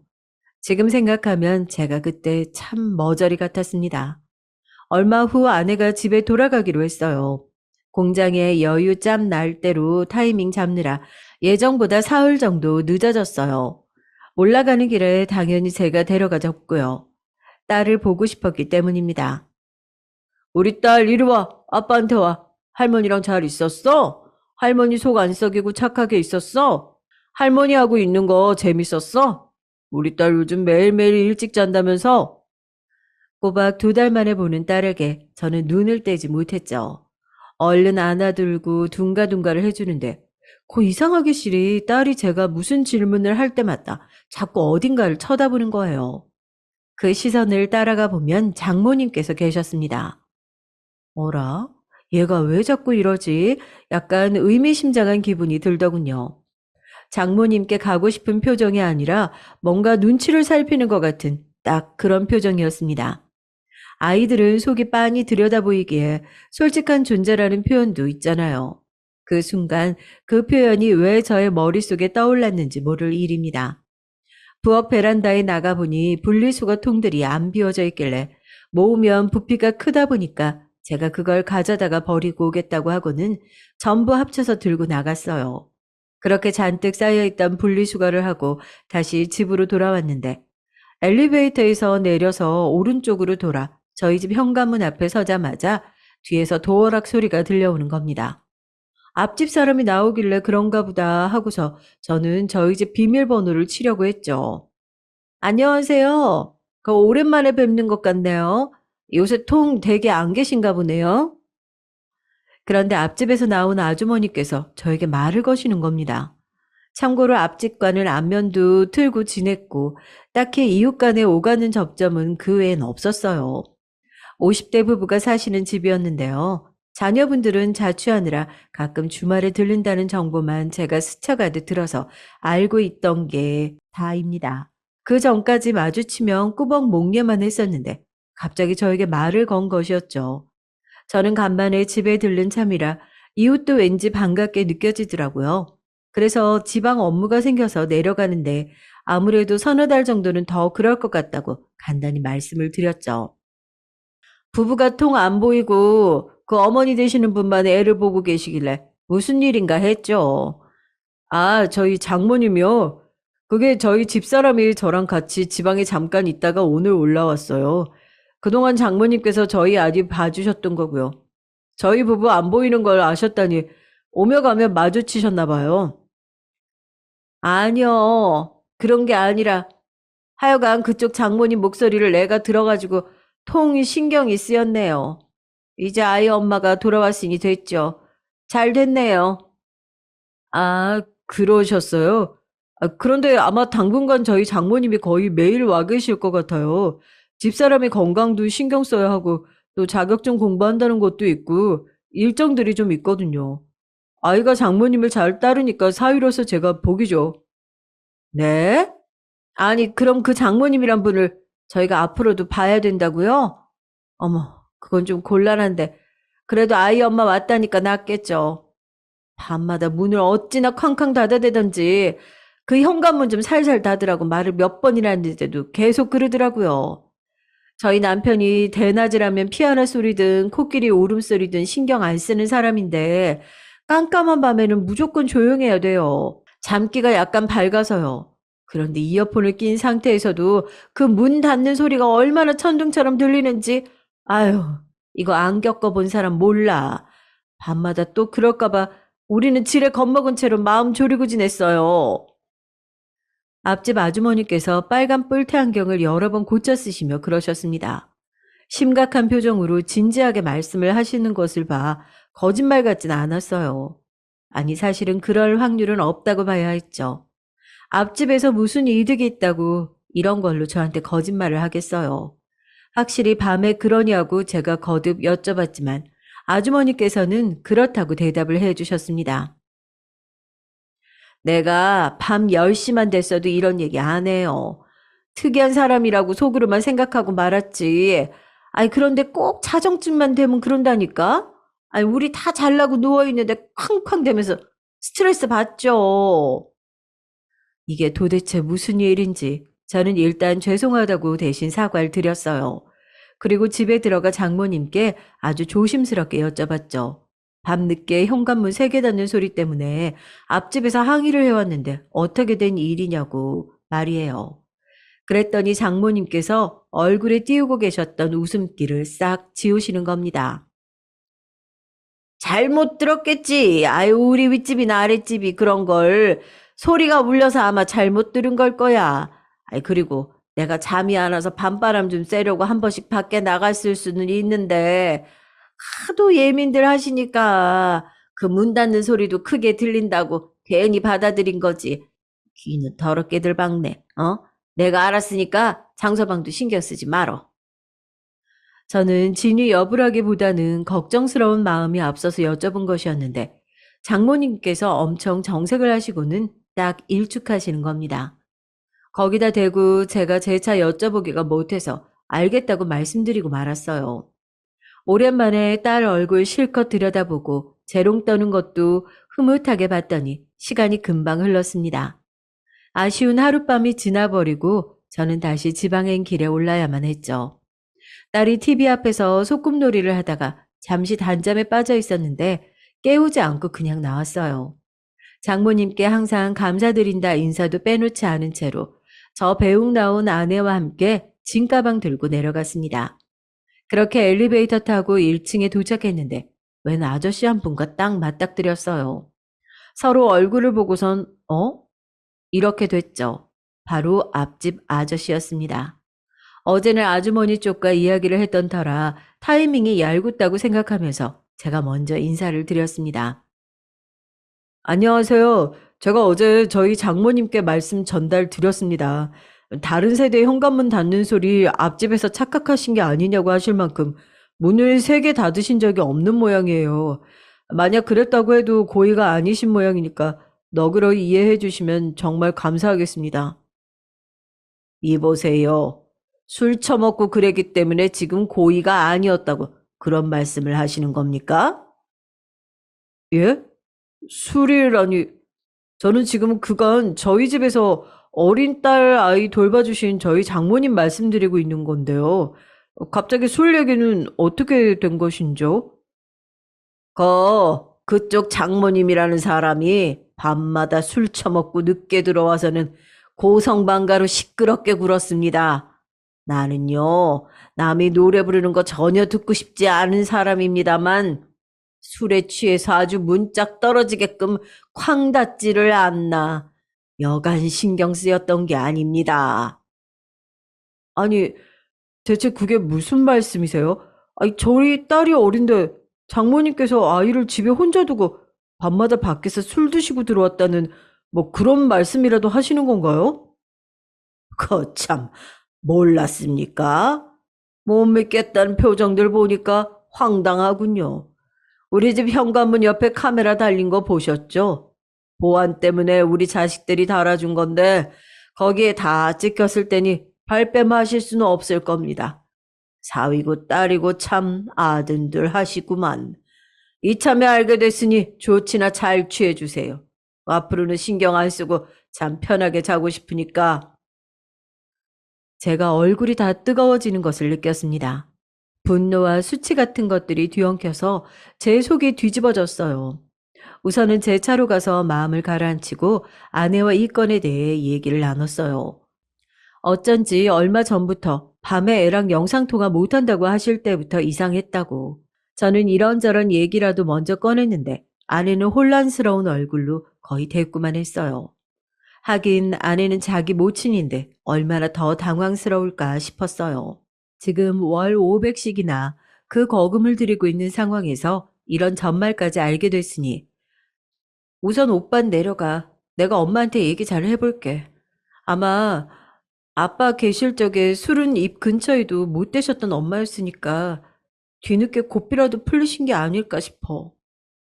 아내는 그렇게 말하고는 차에서 내려 집으로 올라갔습니다.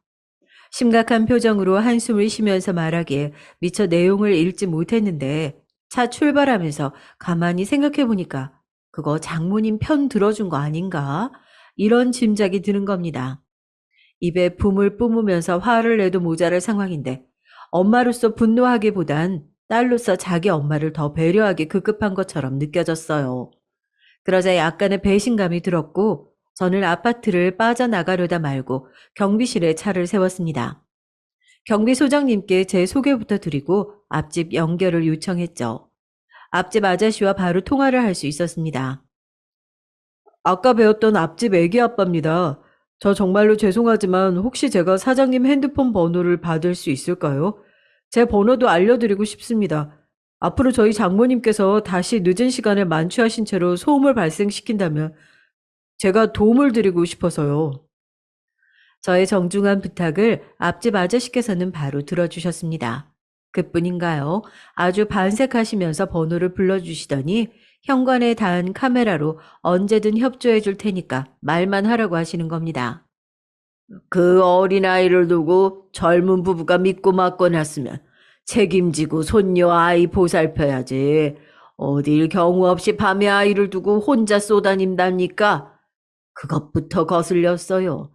각자 알아서 사는 요즘 세상에 내가 오지랖 펼치는 이웃으로 보일까봐 가만히 있었던 건데 속으로는 영 못마땅하다 여기고 있던 참이오. 제가 하고 싶은 말을 어째서 앞집 아저씨께서 속 시원히 짚어주시는 건지 여튼간에 정말 감사하다고 인사드렸죠. 그리고 운전 잘하고 무사히 내려왔는데 그날 아내랑 전화로 싸웠습니다. 역시나 아내가 장모님 편을 들더라고요. 장모님 앞으로 안 그러시겠다고 약속은 받아놨어? 미안하다고 말씀은 하시지? 왜 그러신 거래? 아, 오빠 작작 좀 해. 이제 다 알았다고 지적했으면 그걸로 됐잖아. 엄마가 우리보다 어르신인데 어련히 잘 하시겠지. 저는 어떻게 그것으로 일단락할 수 있냐고 따졌고 아내는 그런 저에게 지랄 유난 떤다면서 화를 냈습니다. 아내가 기본적으로 성질이 대단한데 그 성질 일어나는 영역만 건드리지 않으면 온실 속 화초 같은 사람이거든요. 엄청 유유자적한 사람이에요. 대신 심기 건드리는 영역 터치한 순간부터 폭발입니다. 제가 보니까 아내는 더 이상 이 일로 장모님을 건드리지 않기를 원하는 것이었어요. 저만 내려와 있는데 구체적으로 파고들기도 애매하고 그래서 억울하지만 제가 한 수 접어주었습니다. 집안의 평화를 위해서요. 어찌됐든 아내가 이제 딸이랑 집에 있으니 다시 그런 문제가 불거질 것 같지도 않았습니다. 그리고 3주 뒤 토요일 아침에 아내가 반찬을 싸들고 내려왔어요. KTX를 타고 내려왔는데 그건 기차역이 좀 멀었습니다. 그래서 아내 태우고 제 자취집으로 가는 길이 꽤 되어서 어색한 공기가 감돌았죠. 카톡상으로는 괜찮았는데 직접 마주하니까 장모님 일로 언쟁 벌였던 여파가 남아있더라고요.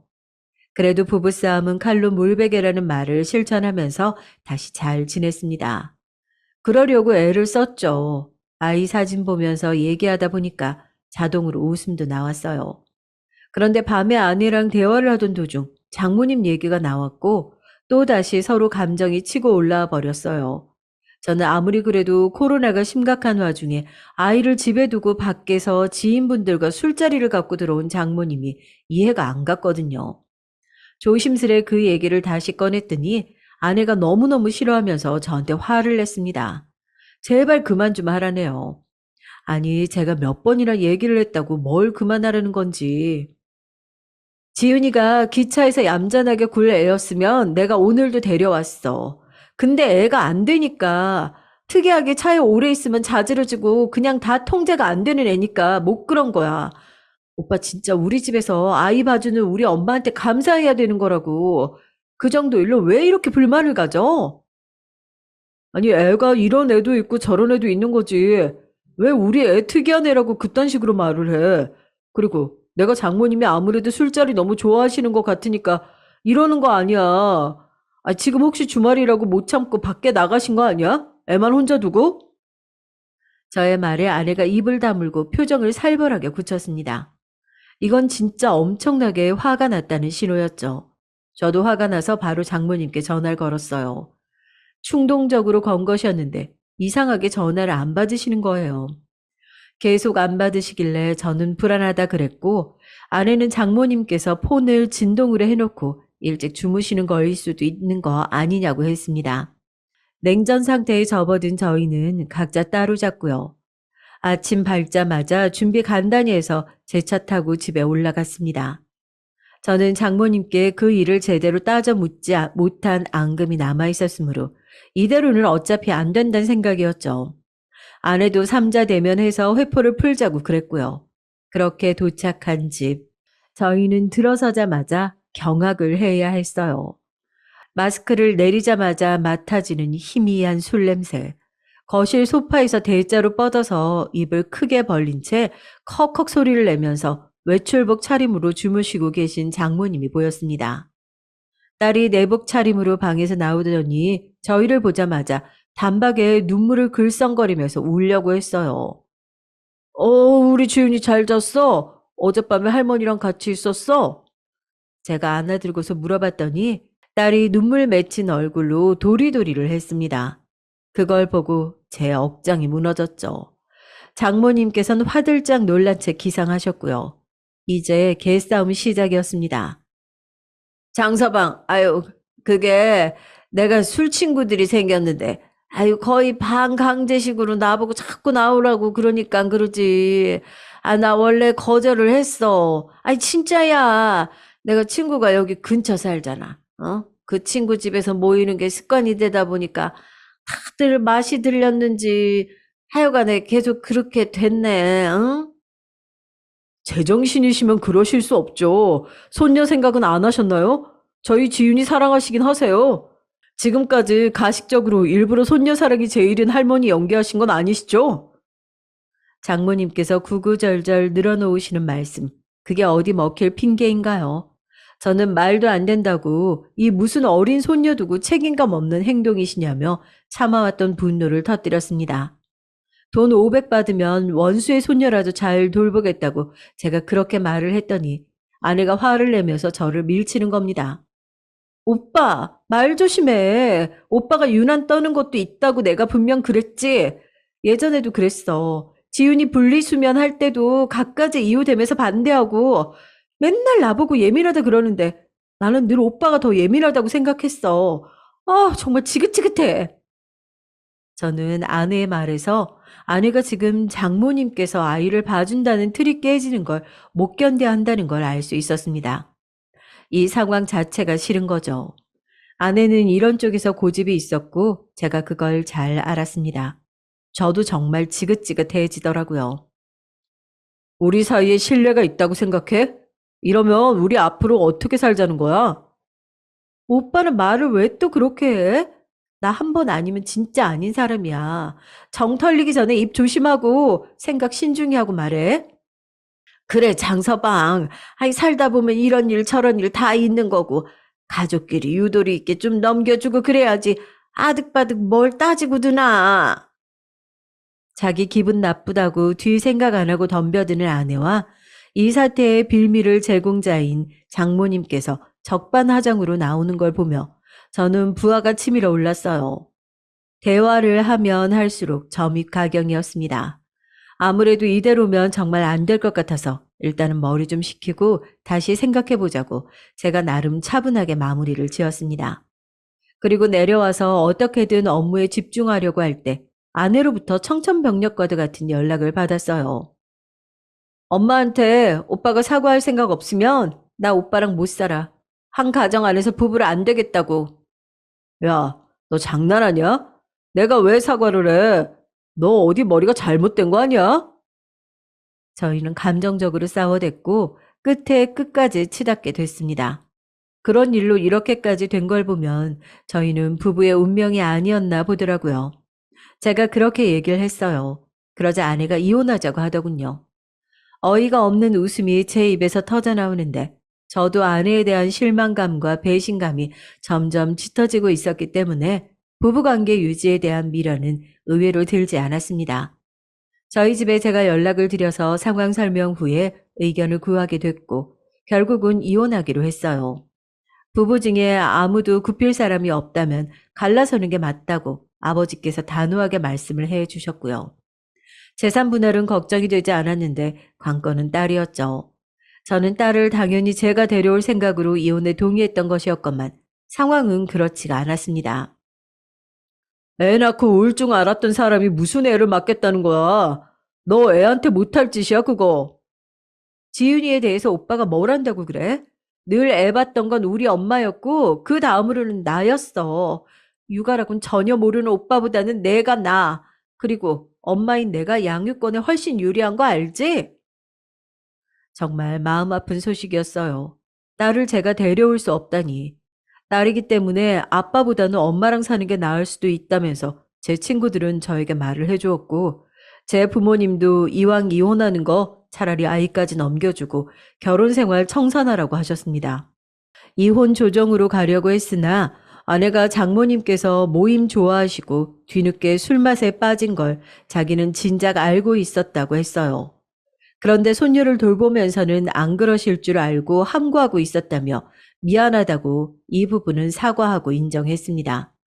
그러면서 위자료, 재산 분할 모두 제가 원하는 방향으로 해주겠다고 했기에 합의서 정식으로 쓰고 합의 이혼을 하게 됐어요. 그렇게 저희는 길싸움을 벌인 지 넉 달 만에 이혼까지 가게 됐죠. 그리고 3달간의 숙려 기간을 거치게 됐습니다. 이게 무슨 일인가 싶으면서도 사람 관계에서 정 떨어지고 질리고 나니까 진짜 뒤를 돌아보고 싶지가 않아지더군요. 저희 딸 태어났을 때 고귀한 생명보다도 저는 아내가 먼저 눈에 들어왔던 사람이었는데 솔직히 그때는 핏덩이 신생아는 잘 보이지도 않았고 온갖 고생 끝에 드디어 출산을 한 아내의 핏줄 터진 얼굴이 더 눈물이 났었어요. 그런 아내였지만 이제는 저와 남남이 되려고 서로 사력을 다하고 있다니 정말 총극 그 자체였습니다. 속은 골마 있었지만 애써 담담한 척 지내고 있던 그때 저는 아내의 친구가 올린 SNS 게시물을 보게 됐어요. 겨울인데 하나도 안 추움. 기분 전환 가평 펜션 나들이. 파티할 거니까 코로나 꺼져. 펜션에 친구들이 놀러간 모양이었는데 사진 속에 저와 이혼 중인 아내가 있는 겁니다. 아이는 어쩌고 친구들이랑 놀러 간 것인지 또 장모님께서 혼자 보시려나 이런 생각이 들었죠. 그 순간 정말 하늘이 저를 도왔습니다. 좋은 날씨의 주말 저녁인데 아내마저 집에 없다? 머릿속에 생각 하나가 번뜩인 겁니다. 저는 실례를 무릅쓰고 당장 앞집 아저씨께 연락을 했어요. 늦은 시간 죄송합니다. 예, 저 애기 아빠예요. 죄송하지만 지금 댁에 계시나요? 그러면 혹시 저희 집 벨 한번 눌러봐 주시겠어요? 사람 있는지 확인이 필요해서요. 아유, 말씀 듣고 나와서 지금 누르고 있는데 아무도 없는 것 같은데요. 아, 그런가요? 아, 네, 알겠습니다. 감사합니다. 잠시만요. 안에 있나 봐. 귀를 대고 들어보니까 아이 목소리 같습니다만 이거 애가 훌쩍거리는 소리 같은데 아무래도 재벌은 남못 준 장모님께서 또다시 출타하신 게 분명했습니다. 제 차 아저씨를 통해 상황을 받은 저는 결심을 굳히고 어려운 부탁을 드렸습니다. 정말 죄송하지만 지금 심각한 상황이라서 꼭 좀 부탁을 드리겠습니다. 아이가 혼자 집에 방치되어 있는 상황입니다. 짐작하시는 것처럼 상당히 상습적으로 저희 장모님께서 그러고 계시고요. 제가 사정이 있어서 그런데 저희 아이 위해서 112에 신고 좀 해주실 수 있을까요? 에? 경찰에다가 신고를 해달라 이 말씀입니까? 예, 맞습니다. 혹시 이 신고로 손해나 피해를 입으신다면 제가 다 책임지겠습니다. 무조건 사례 또한 해드리고요.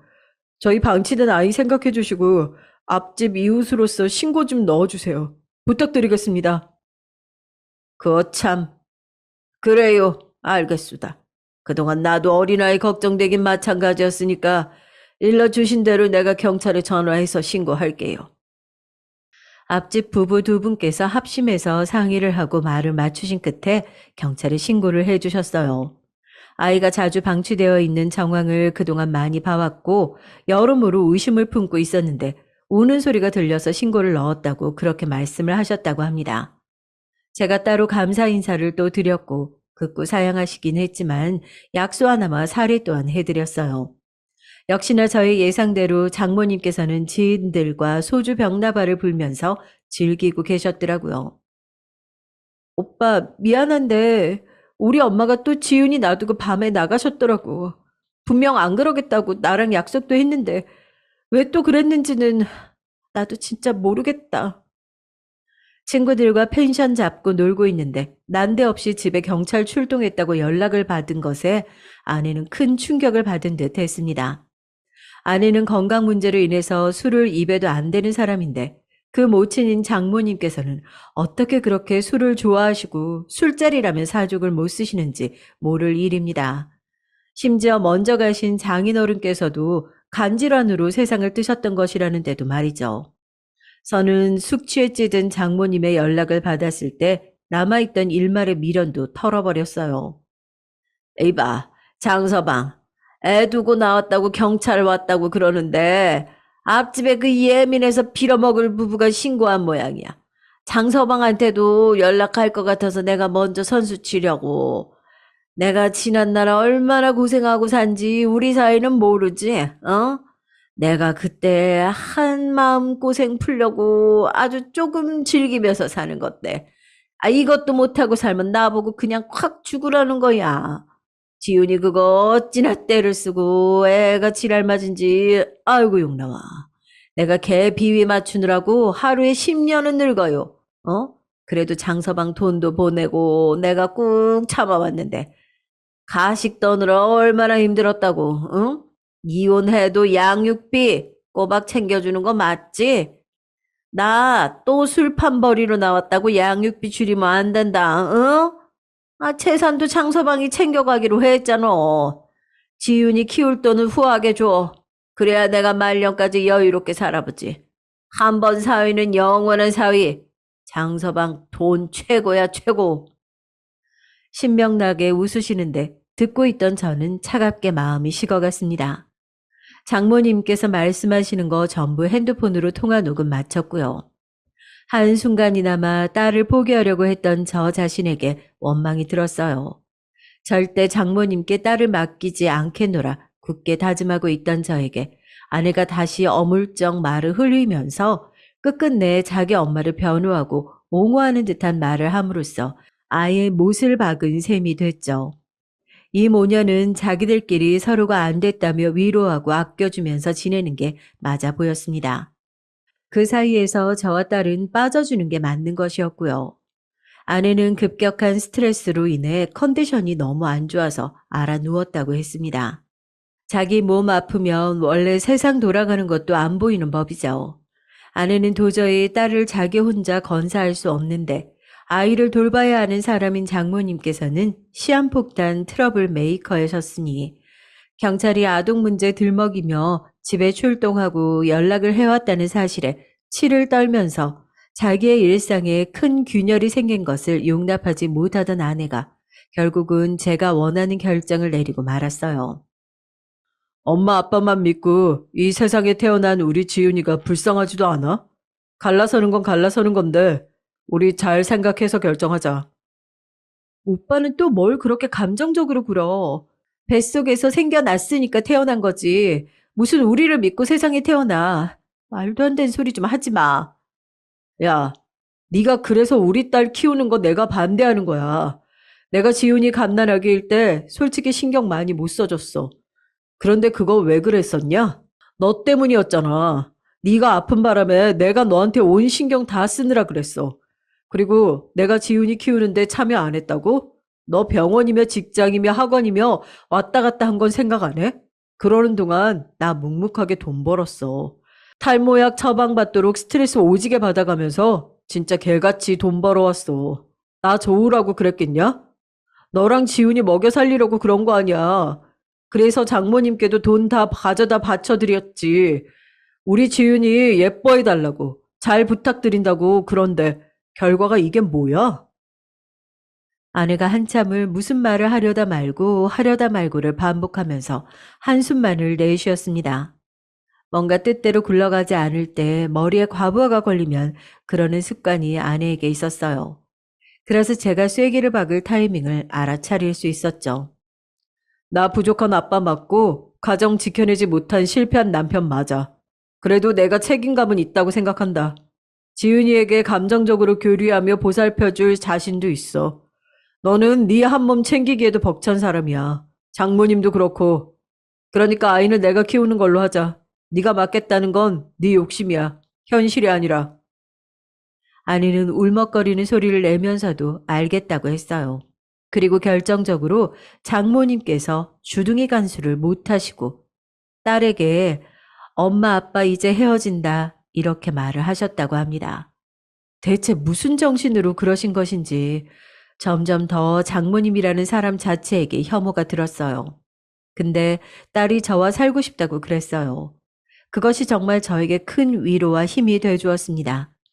추후 법적 분쟁이 발생할 여지가 있는 것 아니냐면서 친구 녀석 하나가 저한테 법원에다가 변경 신청 넣으라고 조언을 해 주었습니다. 저는 딸마저 제가 키우는 것으로 하면서 제 명의로 장만했던 저희 집도 아내 쪽에 주지 않는 것으로 했어요. 아내에게는 장모님의 술 기운 가득한 통화 내용을 음성 파일로 보내줬고요. 그거 듣고서 아내는 스트레스 도져서 완전히 뒤로 넘어갔던 모양입니다. 장서방, 사람이 어찌 그러나, 평생 부대끼면서 살기로 해놓고 서로 안 맞아서 이혼한다고는 하지만 애까지 낳은 사이인데 너무 얄궂게 구는 거 아니야? 우리 딸 온전한 직장 생활 힘든 거 자네가 더 잘 알면서 왜 이래? 직장 다닐 때도 월급이 180밖에 안 됐어. 지훈이까지 데려가 놓고 그럼 우리한테 남은 건 아무것도 없잖아. 그러면 장모님께서 돈 버시면 되겠네요. 집, 차, 결혼 후 모은 재산까지 전부 제 몫입니다. 아내가 기여한 거 없어요. 뭐가 있는데요. 그리고 이렇게 된 거 따지고 보면 전부 장모님께 주된 원인이 있는 건 아시죠? 장서방, 그래, 내가 잘못했네. 내가 잘못했어. 그러니까 우리 잡을 일이 잡을 때까지만 혹시 지원해주면 안 될까? 불우이웃도 아니고 뭐 자꾸 지원을 바라세요. 앞으로는 지랄 맞아서 돌보기 힘들다고 하셨던 저의 딸 대신에 정신 쇠약한 장모님 딸 돌보시면서 잘 사세요. 밤마다 술 한 잔씩도 계속 하시고요. 말리는 사람 없으니까. 장모님께서 거품 물고 정신줄 완전히 놓으신 채 뭐라고 계속 떠드셨는데 제가 끝까지 안 듣고 전화 끊어버렸습니다. 일탈 즐기셨던 장모님, 정신 오락가락하는 대로 편히 굴었던 아내, 이제는 알아서 냉정한 사회를 살아가야죠. 나중에 알고 보니 점 있고 대출도 받으셨던 장모님. 이혼해서 돈도 다 가져가면 자기는 빚 어떻게 갚냐고 울면서 또 그러시는데 뭐 어쩌란 말인가요? 그 모녀에게 한 푼도 지원 안 해줄 겁니다. 딸이 세상에 태어나서 맞이한 첫 울타리를 제가 지켜내지 못한 것이 되어서 죄책감이 느껴집니다. 이번에는 딸과 함께 새로운 추억들을 쌓아갈 거예요. 많이 응원해 주세요.